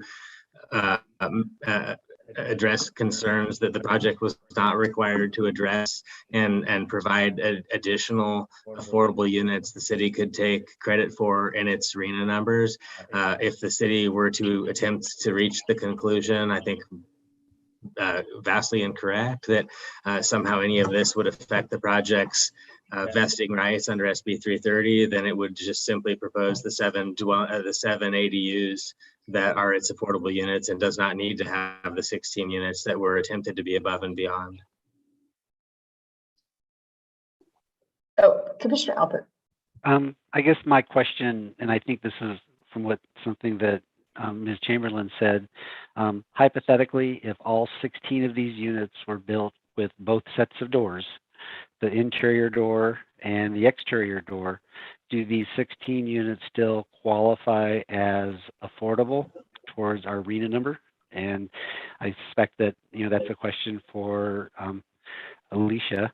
does state law say that a junior ADU requires or is allowed to have an interior door as well as an exterior door?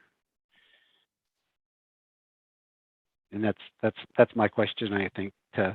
If all 16 continue to qualify as affordable under state law, then I wouldn't have any concerns with this question.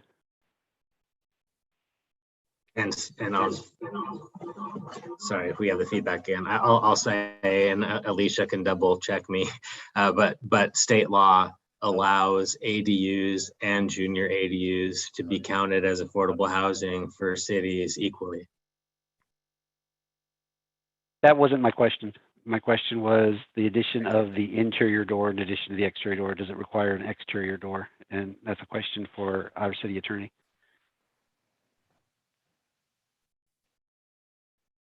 Just to clarify, Gary, you're asking if it's required to have an exterior door? You're muted. As I understand the request, all 16 will have an exterior door and some number of them may have an interior door. So let's just take it to all 16 have both sets of doors. Do all 16 count as affordable housing units?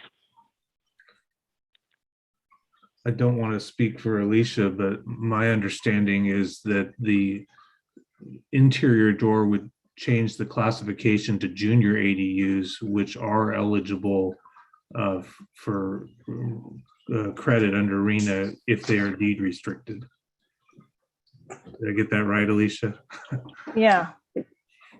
JADUs are JADUs, like just like ADUs, are counted under RENA, and HCD has opined on that.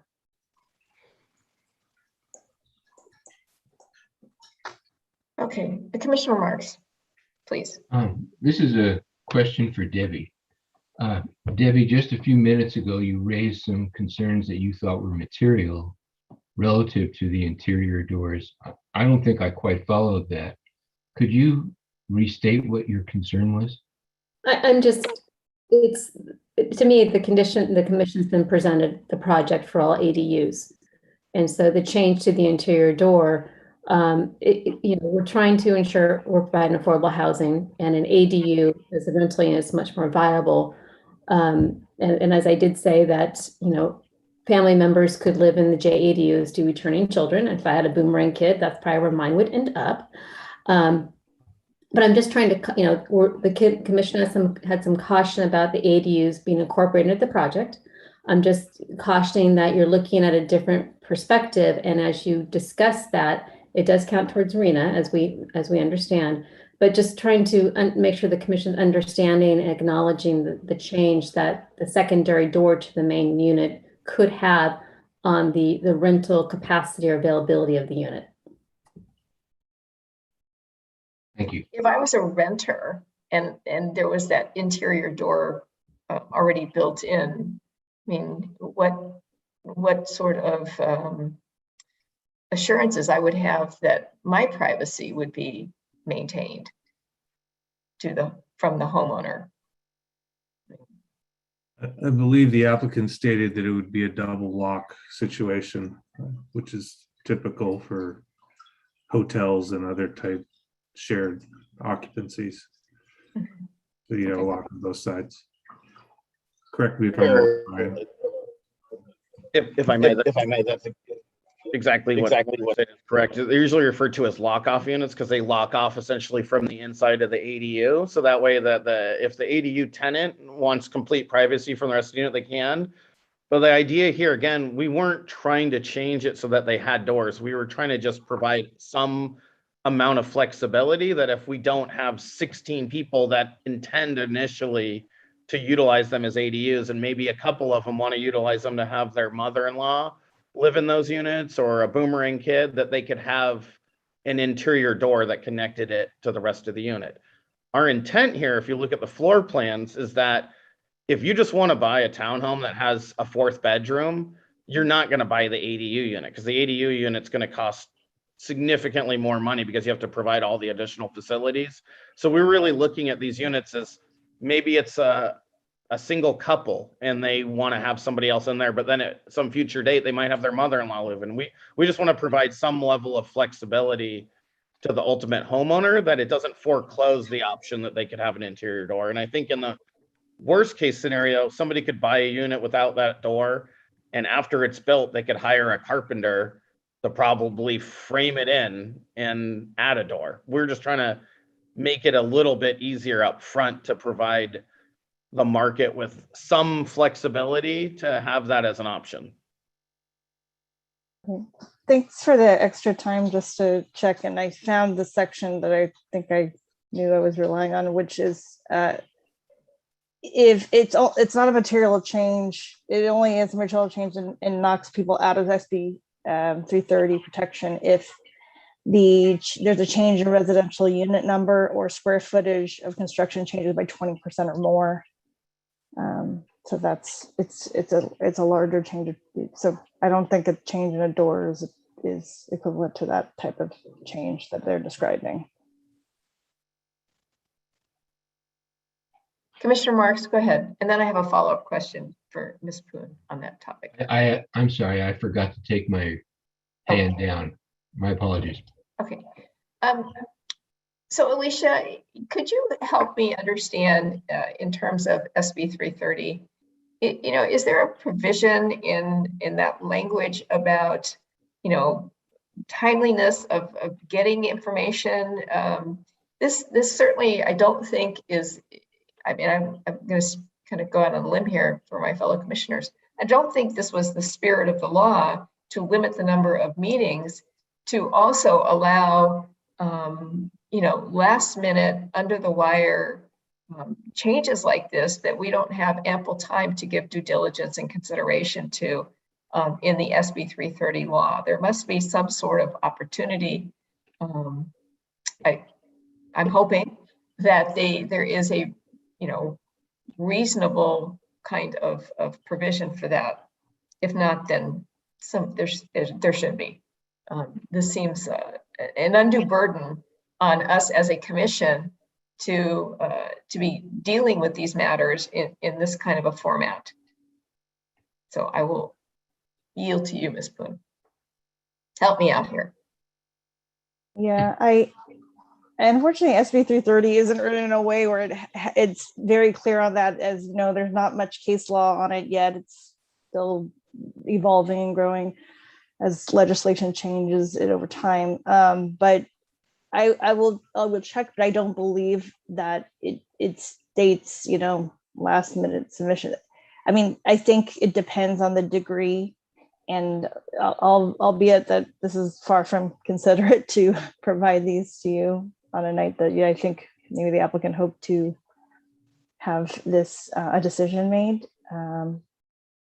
I will, again, if you want me to take a few minutes to look, I will look to confirm, but I don't believe there's anything about that is on point about a last minute change to the degree other than what I described, which is a larger change of like 20% of construction changes or unit amount. So I'm going to shift to Ms. Chamberlain, and maybe you can help me out on this. To what extent in other projects does the city staff and the applicant really hash out more of these conditions of approval? As far as I know, we have not ever had to deal with this wrangling over conditions of approval from the applicant. We've read them and made amendments, but never the applicant coming before us and requesting amendments to it or modifications. So help me out with that. It varies. I mean, sometimes if there has been some back and forth with staff and the applicant, there may be some last minute changes. But we always hope that the applicant would reach out to staff ahead of the meeting to at least share the conditions and maybe be able to work through some of these issues. It's really a case by case basis, and I've noticed happen in the past, but it's not what regularly happens in the normal course of our processing. But it does happen from time to time. So let me ask a follow-up question. Would this have been an opportunity for them to say, we need to pull this from the agenda prior to today's meeting and not have this count as one of the limited number of meetings Since Does that happen? Well, since, as you saw in our second meeting, since the item was already noticed, the commission would have had to hold a hearing to continue it for a fourth hearing. So really, the commission does need to dig in and discuss the proposed change to the project. And if they need a continuance for the fourth public hearing, we will have to bring back modified conditions and resos at that time if the commission feels they can't work through the project and the proposed changes that are before them tonight. But had you continued at the start or the applicant requested, you'd been moving to the fourth hearing, leaving one for the city council. Okay, thank you. All right, so what we have not done yet is open to public comment. So at this time, barring any other questions from our commission to the applicant, I'm going to ask our recording secretary to please, I'm going to open public comment and you can have your moment for Thank you. comment. Also written comment. I think we all received. Go ahead. Yes, so we did have one written public comment from Jim Blickenstaff voicing concerns with the use of ADUs as affordable housing, as well as the visual impacts from San Ramon Valley Boulevard. And this comment was provided to the commission before tonight's meeting. That was the only comment that we received prior to the meeting. So we can go ahead and move on to our audience members and see if there's anyone who would like to speak. And at this time I see one hand raised. So I will have Lauren get a timer ready for me if he has a moment.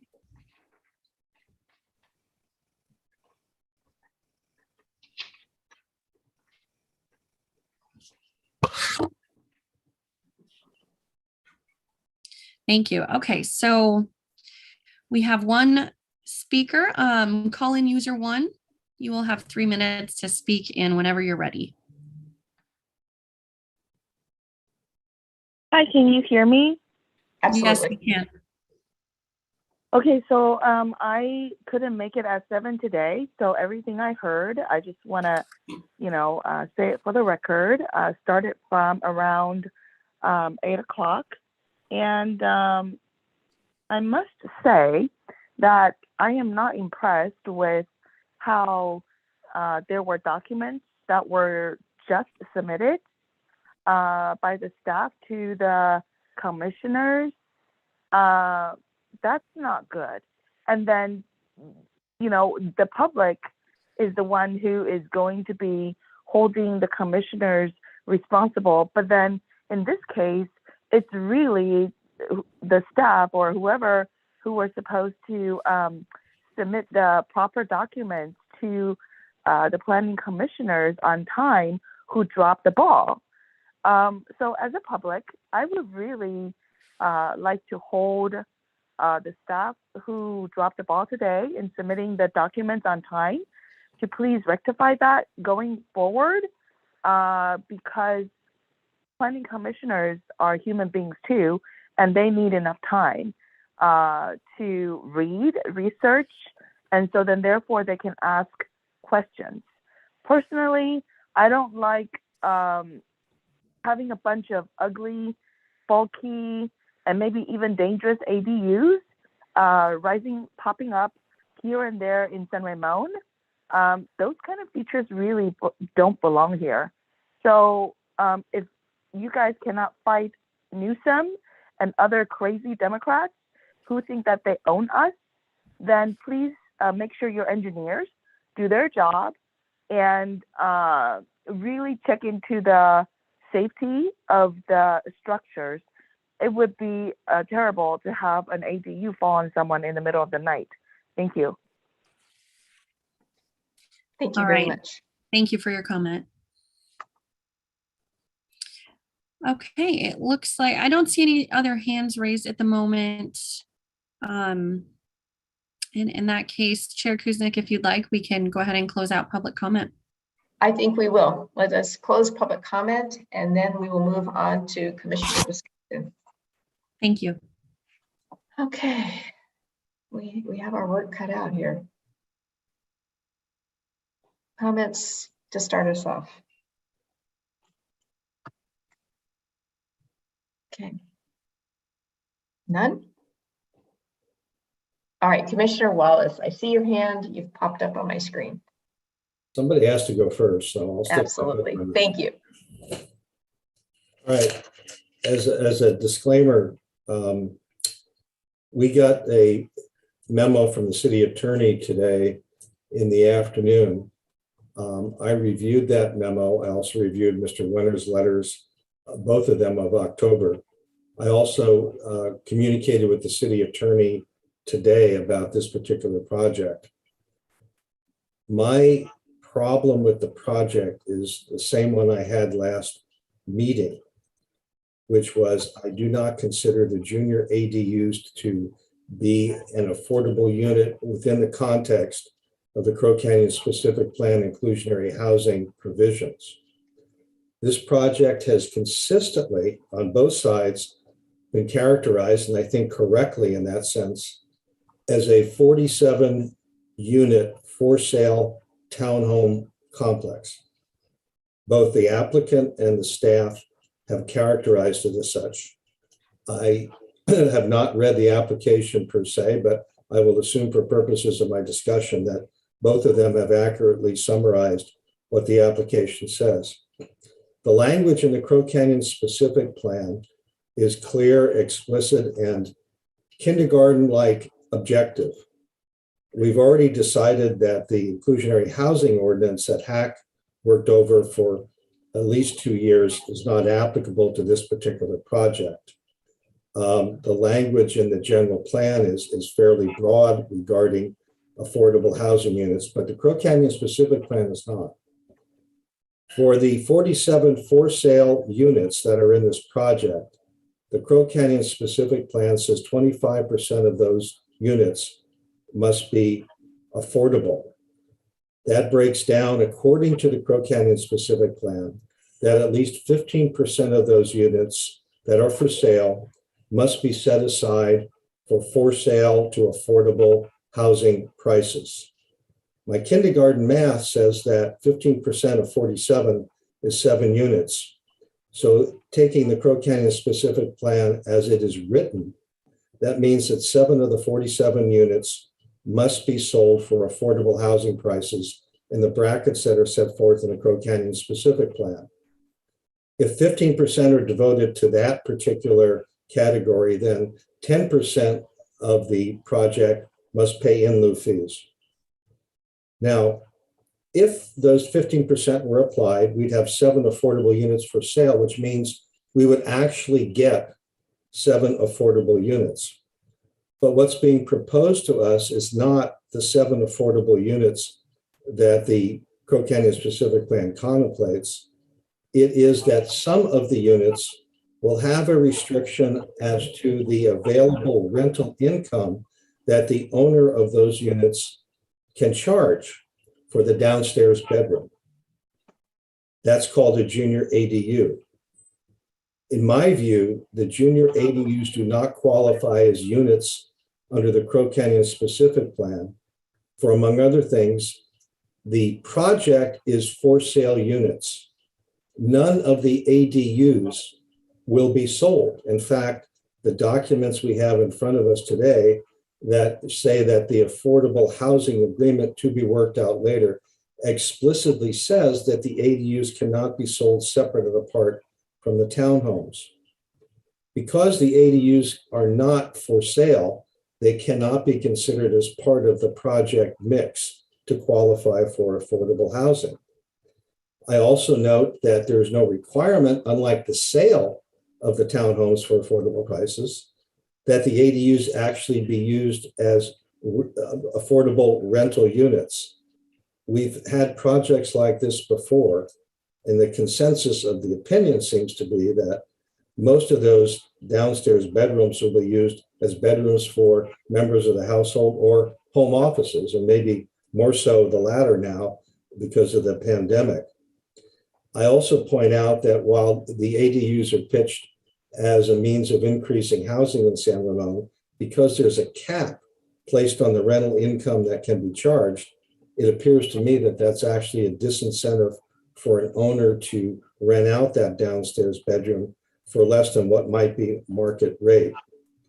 Now, if the affordable housing policy ordinance that we adopted were actually in place, then at least a plausible argument could be made that using the ADUs as a substitute for the 7 for-sale townhomes that are required under the Crow Canyon specific plan might be a reasonable alternative. That's what we discussed in connection with BR6. But as everyone has pointed out, and I accept, the inclusionary housing ordinance doesn't apply to this particular project. Now, it's easy to see what will happen if we accept these ADUs in place of the 4 built units that the Crow Canyon specific plan requires. No developer in their right mind will actually build affordable units for sale because all they have to do is to slap a for rent sticker on the downstairs bedroom and say, that's an affordable unit. The impact of what we're being asked to do here is really to allow 47 units to be sold at market rates with no guarantee or even likelihood that the quote affordable close quote units will in fact be used for housing in San Ramon. But I get back to the point about what the policy says. As applied to this project, I believe that the language in the Crow Canyon specific plan is clear about what is required from this 47 for sale unit townhome complex, that 7 units must be set aside for sale on affordable prices, just like they are in BR6. This is not to say that ADUs or junior ADUs cannot be counted as affordable units. What it does say is that in the context of this project and the Crow Canyon specific plan, I do not believe that the junior ADUs qualify as affordable housing under our city policy.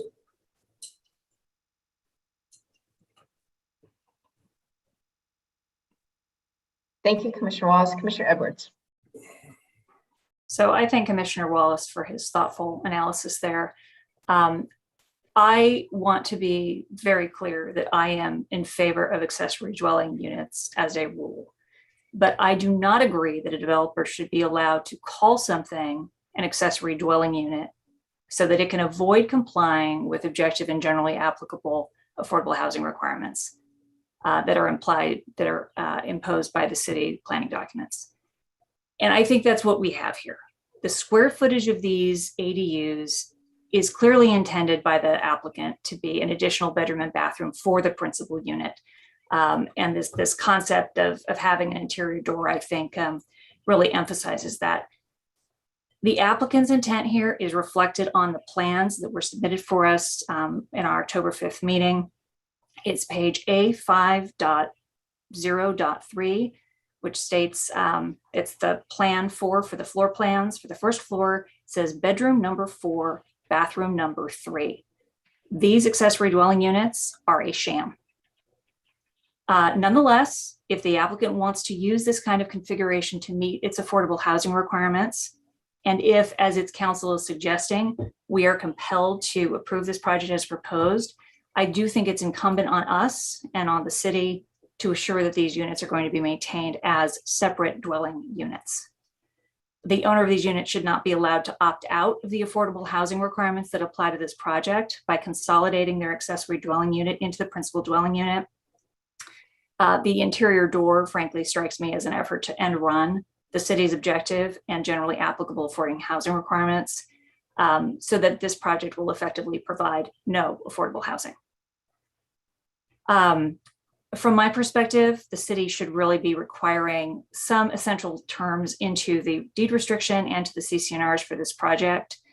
We can talk about some of those ideas when we start talking about the conditions of approval, but I do have some high-level ideas that I wanted to just put forward now. First, I think it's absolutely essential that we include a condition on approval that the accessory dwelling units be maintained in perpetuity as a dwelling unit that is separate from the principal residence, even after the expiration of the affordability restrictions. 2, and this goes to the interior door concept. In an ordinary project like this, the walls are common area. They are owned by and maintained by the homeowners association. They are not owned by the individual unit owner. From my perspective, we need to be very crystal clear with this project that the homeowners association must maintain ownership over the structural walls, floors and ceilings between the primary dwelling unit and the ADU, just as the homeowners association will retain ownership over the building envelope, plumbing, walls between the units, and other common areas. And I do think that city staff would be well served by taking a very close look at the way the mapping is proposed for this project to be certain that the ownership of those common features of the project do remain with the homeowners association. I think we've got to have a term here that the homeowners association must have approval rights over any construction in these units that would convert a two-unit situation to a single unit. And that the CCNRs we should require that the CCNRs expressly prohibit consolidation of the accessory dwelling units into the primary dwelling unit.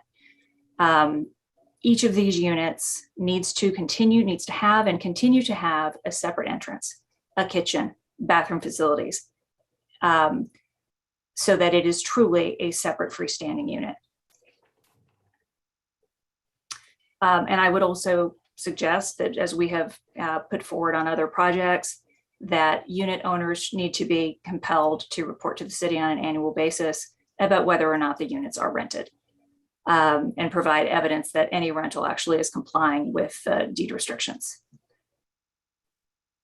I think that it's really incumbent on us as a public body to make sure that our infill sites are used wisely, comply with our generally applicable planning documents, and not squander opportunities to require the development of affordable housing, particularly workforce housing, which is what this site was planned for. And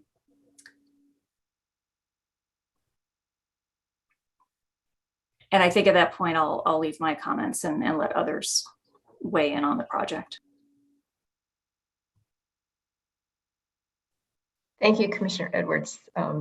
Appreciate your comments. Other commissioners? Mr. Alpert, Commissioner Marks.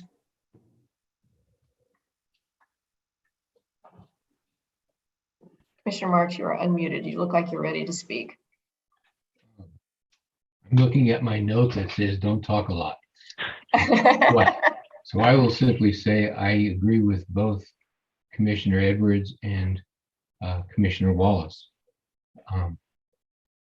I don't even think we should be spending much more time tonight on this. There's too much in front of us that we don't really have the information we want or need on, or we disagree.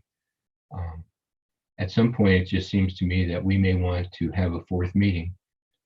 I appreciate what Mr. Winter said about reserving 2 meetings for the city council, but I don't think that will be necessary once the planning commission gets a good grip on the project.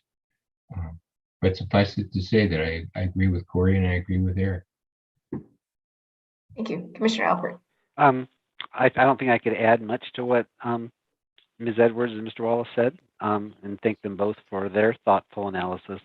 And, in my non-lawyer, interpretation, I read the Crow Canyon specific plan, and I understand that we are not to look at the inclusionary housing ordinance. We're not to look at the general plan. We're only to look at the Crow Canyon specific plan. And that's because of timing and when this was submitted, state law, or whatever else. And I read the language in the inclusionary housing ordinance exactly as Eric said. I don't understand how a for sale project gets credit for affordable units that then are therefore considered affordable under any definition of the word. This is a hybrid, and we're not allowed to look at the inclusionary housing ordinance, which gives us alternate means of compliance. We were told that doesn't apply. So 7 units is 7 units, and I don't understand how 7 bedrooms is the same as 7 units. So, that would be my concern. It's been my concern, maybe not as well stated as Eric, but from the very beginning. And I'll also echo Commissioner Marks' sentiment. I'd like some additional information, on the recommended changes that were made tonight. And then secondly, I'd like city attorney's opinion on why are we forced to accept 7 bedrooms as equivalent to 7 affordable units. under what law, under what plan are we supposed to be looking at that point? I think those are my comments for now. Thank you very much.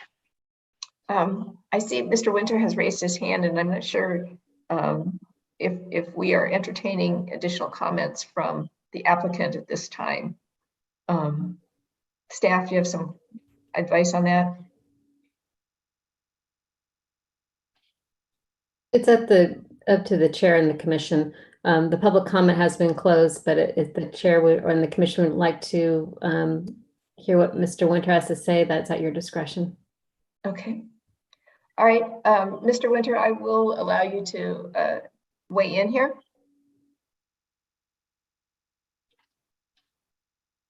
All right, thank you. And I assumed we would have a moment to have a rebuttal as is typical.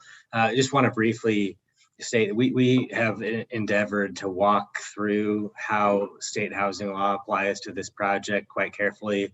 I have spent a great amount of time doing this in connection with various projects all around the state, each one of which is consistently being approved. There is not a project that I have worked on in my career invoking one or more of these laws that has not gotten approved, and I believe that will be the case with this one too. The bottom line will be, in my opinion, that ultimately the city will be required to approve this project. So whether that comes from the planning commission or comes from the council, at the end of the day, I don't know that will matter, but one way or the other, I firmly believe that the project is required to be approved.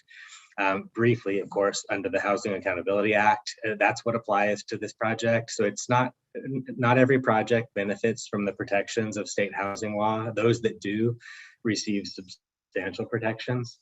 This project is a defined housing project under the HAA. It's filed a preliminary application and has vested rights as of the date of its filing. Under the HAA, the courts have recognized, including federal courts and state courts, that the HAA is the only lawful basis to disapprove a project protected by the HAA, which has been on the books since 1982. I have been involved in numerous amendments to state law, helping to draft legislation to strengthen the HAA and other laws, including SB 330. So I believe I know a little bit about what it means and what the legislative intent is, including with the other drafters of the measure and what their intent is, and how the law has been working. The HAA now also defines projects are only required to comply with objective development standards, not subjective standards. Objective is now defined very tightly in the HAA, and it's basically projects where two people will not reach different conclusions. There's no subjective determination by a public official, and decisions are made by reference to an external and verifiable uniform development standard. It's an incredibly high bar. That's what applies here, and the HA also provides in subsection J2 that once an application is deemed complete, and this one was deemed complete, I believe it was on August 5th, that you have 30 days thereafter for projects that are smaller than 150 units, as this one is, to provide a communication and evidence to the applicant within 30 days thereafter of any provisions of the local laws that the agency believes the project is inconsistent with, and an explanation why. There's, again, no criticism of city staff here, but that never occurred. And as a result of that, the HAA provides that the project shall be deemed consistent with applicable local land use laws. That includes every local land use law in the city of San Ramon as it applies to this project. The reason to be, I mean, again, I've seen the city approve very large projects in a quick amount of time. I know San Ramon knows how to approve big projects and other projects that it likes. This is a small project, but this is a project protected by state law. We will see it over the goal line, and I apologize for the perception that this is heavy-handed, but when we're required to fight for the project, then we will fight for the project, and we will stand on the back of state housing law, and I'm certain that it protects this project. Thank you, Mr. Winter.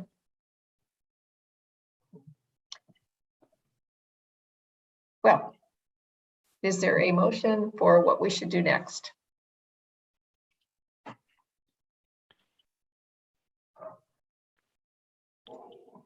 Through the chair, perhaps we should ask staff. I think my read of the room is that we're going to continue this, and I'm looking to perhaps get some, suggestions from Debbie or Lauren on exactly what we should be continuing to a certain date, to which date. And that's what I'm looking at right now. Well, I would just ask for a little bit of a clarification on the response. Obviously, there's some need to revisit the conditions of approval and the revisions that were recommended by the applicant. And then there was also some desire to clarify, the role of these ADUs going forward and preservation of these units, separate entries and the like. But other than those types of modifications, are there other topics in which you're looking for a detailed response on? There was a question as to why a bedroom counts as a unit. Well, these are technically units under the definition of ADUs. So that's the reason for that. But again, I'm just looking for what it is that you would want us to come back with, and that will dictate when we come back with it, how much work is involved in that. Well, it seems to me like what I heard were two competing problems. One is the reading of the Crow Canyon specific plan, according to Commissioner Wallace, seems very clear that the plan identifies for sale units that 7 must be the affordable ones. Now, that's one component. Then there's a competing measure or thought that this bedrooms converted to basically a studio apartment, ADUs, constitutes meeting the requirements. So there's that has to be resolved. The question, I think, has also been raised whether or not, or to what extent we can mandate that these 16 units, if this is the format that the affordable units will be allowed, that we must be able to write a mechanism by which these will be rented in the spirit of what is affordable housing. Having 16 extra bedrooms for your returning college student that never sees the light of day in the affordable market is not the intent of both state law nor our own affordable housing provisions. So I think Commissioner Edwards spoke to some thoughts on that, which I think was very timely and well spoken.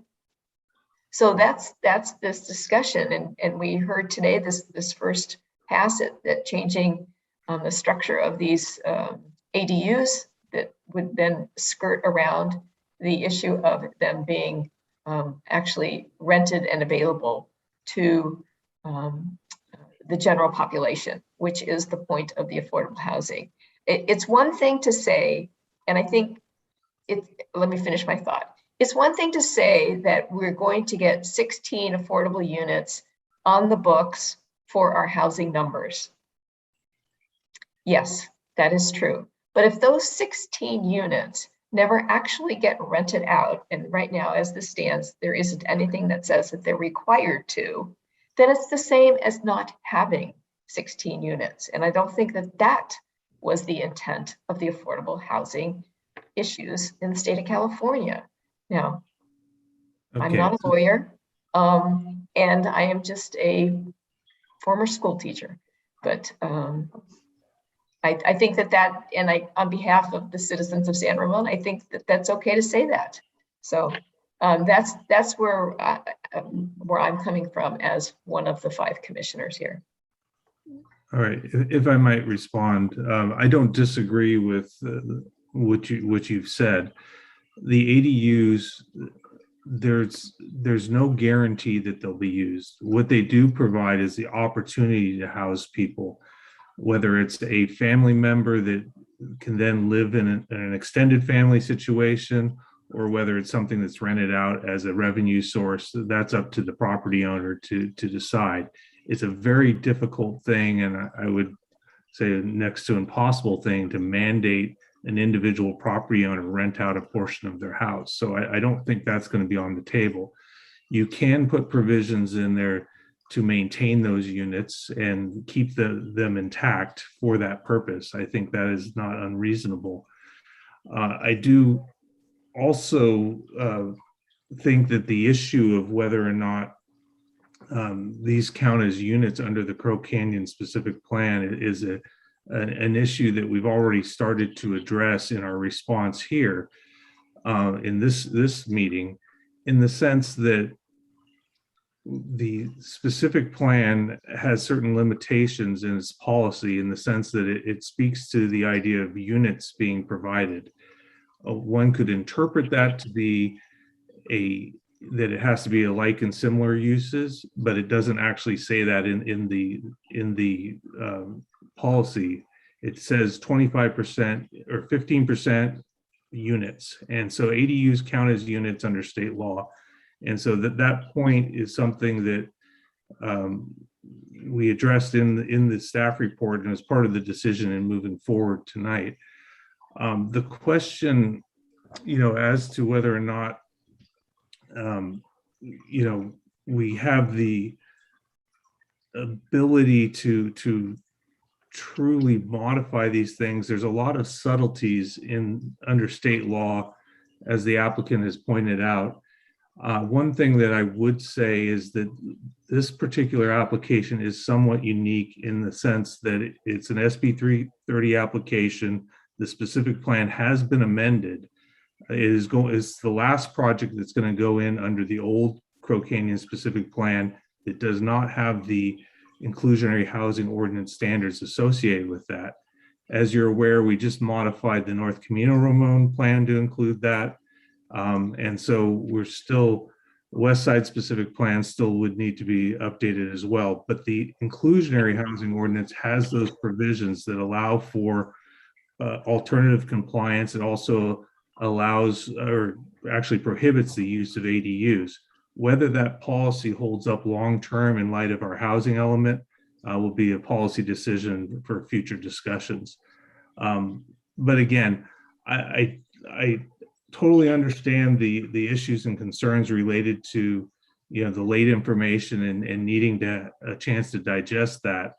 But I think the larger issue is whether we really have the ability to require anything more than what's being proposed right now. And that's essentially staff's reason for coming forward with a resolution tonight. So I hope I didn't talk too long. I should have took a note from Rick's Rick's dais there and not talk too much. But I just, again, I feel like we need to be clear on what you're asking us to do so we can be productive in our response to you. Madam Chair, Mhm. can I just say what I think we ought to ask the staff to do? Yes, please. I think there seemed to be some consensus regarding the conditions of approval that the applicant requested changes in, those particularly that dealt with commercially reasonable matters. Condition 27 seemed to be more of an opinion on the applicant's part, which Alicia did not agree with relative to the changes that were requested. But most importantly, it would seem to me, and I'm sorry to ask the city attorney's office to do this, but Commissioner Edwards and Commissioner Wallace came forward with what they felt were the specific concerns and problems that they saw. And I think the city attorney's office should respond to those on a point-by-point basis. Additionally, Commissioner Edwards had several conditions of approval that she called high-level conditions, which I think need to be included in the next set of conditions of approval. For me, I would then feel like I know what our attorney thinks relative to the two attorneys on our commission. I can see the conditions of approval and think about them. And at that point, I think I would be in a better position to determine what my vote would be. Through the chair, can I add a couple points to what Mr. Barr has stated? The Crow Canyon specific plan doesn't have, unfortunately, the language that you're asking for. So it doesn't specify for sale. It isn't that specific. And I mean, being that, as a lawyer, we can only go by what's written. I can't read into this that we have to require for sale units. So, as you know, affordable units can be rental, it can be for sale. In this case, it's proposed as rental. And then on top of that, if there is a question about whether the ADUs are considered units, there is language in the Crow Canyon specific plan that does say if the term is not defined in the plan, that you would look to the zoning ordinance, and our zoning ordinance does have a definition for dwelling unit, or housing unit. And I can read it if you would like, but it's essentially is pretty broad and allows for these ADUs because it's a room, or it's as a group of internally connected rooms that have sleeping, cooking, eating, and sanitation facilities, but not more than one kitchen, which constitutes an independent housekeeping unit occupied by or intended for one household on a long-term basis. And then there's subsections about attached dwelling unit definition and a detached dwelling unit definition. But there is a definition for housing unit. These would consider ADUs or JDUs, whatever you call it, but it's considered ADU because it has its independent door, sleeping facility, showering facility, and toilet and kitchen, that these are considered units. And again, HCD does consider ADUs to be units, and looking forward, I don't believe their stance is ever going to change, and if anything, it'll grow or expand further to allow for this, because it has been described ad nauseum how important it is to create units and be cost-effective ways to build units. Chair, for me, one of the most troubling parts of this is that the units don't need to be rented. I recall, I think correctly, that several years ago, again, the Chang property, there were casitas proposed on various properties, and there was a reporting requirement. There was a reporting requirement relative to demonstrate that the units had been rented and that the rental rates were in compliance with applicable law. Why can we not do that with the ADUs and hold the owner accountable? And I don't need an answer now, but that's one of the troubling things about this. It isn't so much for me a concern that perhaps a family member might be there. It's that it becomes an office. Yeah, through the chair, I'd have to check, but I believe the reporting requirements for Chang were in the event that it is rented, that we have a way of tracking compliance with the affordability requirements. And that would be a similar process in this case. But again, compelling someone to rent a unit is a difficult thing to do. And it's almost impossible to enforce. Again, we have property rights, and I would defer to the attorney on our ability to compel someone to rent a ADU in their house. I have yet to find any case law or statutes that require you to, actively rent. But this would require, if you do choose to rent, you'd have to rent at affordable rental rates. Is it not the case, though, that when you are meeting a city requirement to provide affordable housing, that you are required to do so? And by keeping it either within your family or using it as an office, it just seems like it's a subterfuge to allow somebody to skirt the law. It seems like the law would require something that demonstrated compliance with the original intent. Let me respond to the city attorney a bit about the comments about the Crow Canyon specific plan. The issue is not whether the Crow Canyon specific plan calls out for sale versus rental units. The specific language in the specific plan, no pun intended, says, quote, each residential development with more than 10 housing units, close quote. So the issue is, what is the residential development at issue here?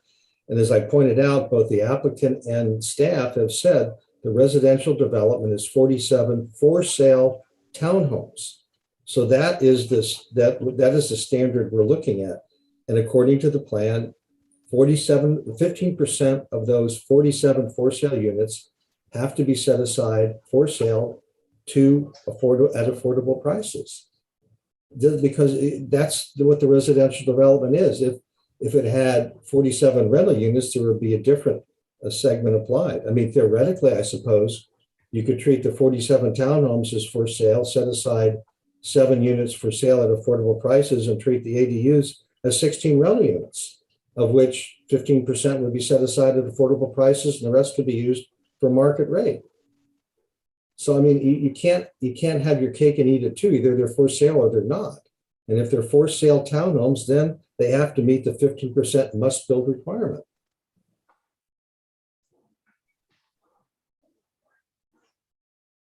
Commissioner Edwards, go ahead. Thank you for your patience. You're on mute. Okay, hang on. Corey, you're on mute. I'm sorry. I don't want to, and if other folks have comments in response to Commissioner Wallace's comments, I don't want to interrupt. I've got a different question. No, go ahead.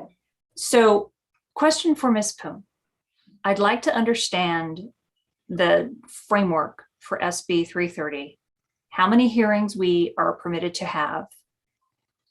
If we continue tonight's hearing, I'd like to understand what it means that we have one hearing left for City Council, and what that means if the City Council, for example, were to approve the project and that approval gets appealed.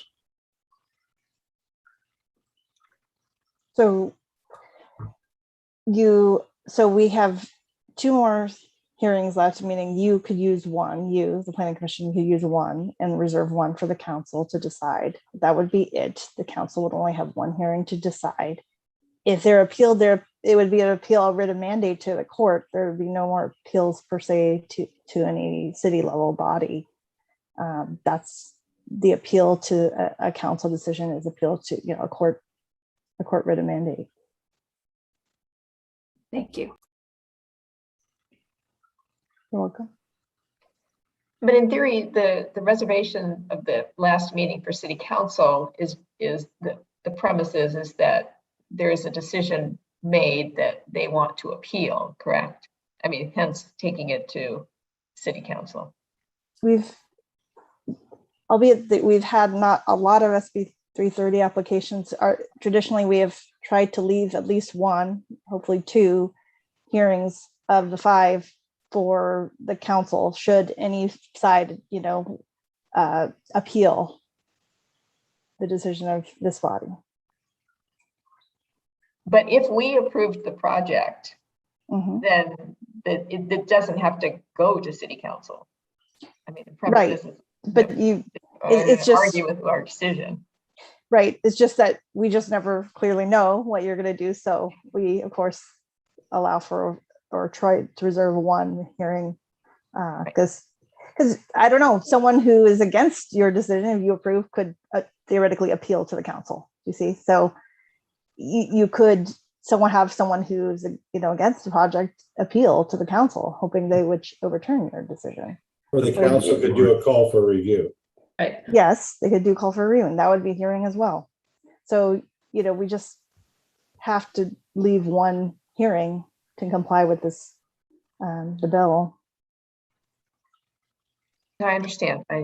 As we're all experiencing this for the first time, I think learning the nuances of it. Yeah, and the applicant may have concerns with the condition of approval also. So depending on what the commission's decision is, so we need to preserve at least 1 hearing for the City Council.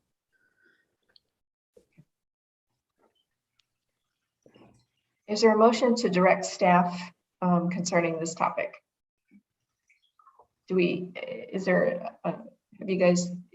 we continue it, do we know what a possible date might be? We have November 16th or December 7th, due the fifth Tuesday in November.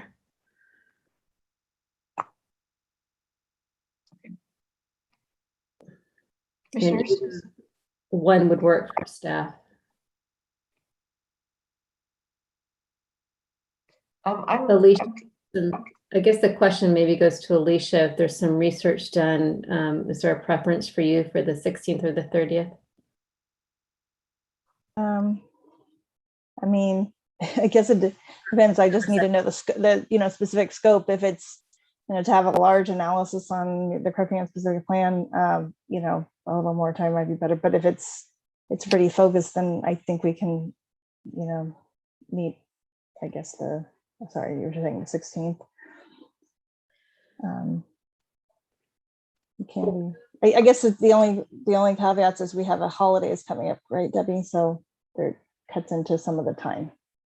Yeah, I would recommend December 7th. Then we can revamp the conditions, share them with the applicant so they have time to go through them, and then make sure we've captured any additional changes that may come about from the applicant. So I would recommend that the commission go to Tuesday, December 7th. I'll move that we continue this public hearing to the meeting of December 7th. Is there someone who would second this? I'll second. Thank you. Okay. Thank you. I'll do a quick roll call vote. We had mover, Vice Chair Alpert. Aye. And seconder, Commissioner Wallace. Aye. Commissioner Edwards. Aye. Commissioner Marks. Aye. And Chair Kuznick. Aye. Thank you. Item 9.2 is continued to December 7th. Thank you very much. And staff and participants, we really appreciate all your hard work on this. And please just understand that we want to understand the project and be fully informed in proceeding forward. So we appreciate your patience with us as we do the task that we've been asked to do as well. So moving on to item, I get my list here.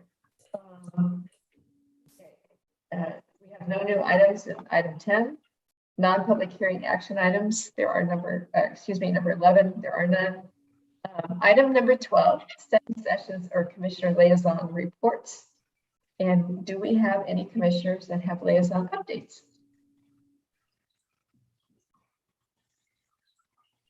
Nobody? No, go ahead. I do. I attended the Architecture Review Board meeting last week, and they had their second review of the El Nido House, which will ultimately come before us and we saw a concept review a couple of years ago. So this was just an update of the architecture, and the landscaping. So, I suspect we'll be seeing it shortly. And then EDAC last week was canceled. Very good. And I sat in on the Transportation Advisory Committee meeting, and we heard a very thorough reporting on the bike mobility plan that is moving forward and trying to utilize a service similar to basically Uber with bicycles, and picking a vendor, looking for locations. It will not, the proposal does not include Bishop Branch because they already have their own bike sharing program, but out in the greater part of San Ramon, places where this will be most effective and most widely utilized. So it was very interesting. We'll see how it comes about, but they're moving quite a bit forward. We also heard about the traffics, the video projects that the students have come up with, safe routes to school. They're always amazing and delightful. So we got to see those. And, we're continuing on in educating people about traffic issues and being safe around school. So that was the traffic report. Anybody else? Okay, that's it. All right. So, Mr. Barr, any updates on our commission? Obviously, for the 7th, we have this continued item. On the 16th, we will be coming forward with Belmont Village Senior Care Facility on Bishop Branch 1A. And that's a land use permit for the use as well as shared parking with BR1 to the south. And that's 177 senior units and assisted living, memory care, and the like. So we'll see that on the 16th. Okay, very good. Anything else for the good of the order? All right, staff, everybody, thank you so much. It was as well as it could be expected here tonight. So thank you for all your hard work you do, everybody doing your due diligence and researching this. And again, we just want this to be the best for the city of San Ramon. So thank you, staff. Continue to do good work. We really appreciate what you share with us and how hard this is. So I'm going to officially close the meeting, 9:36. We are adjourned.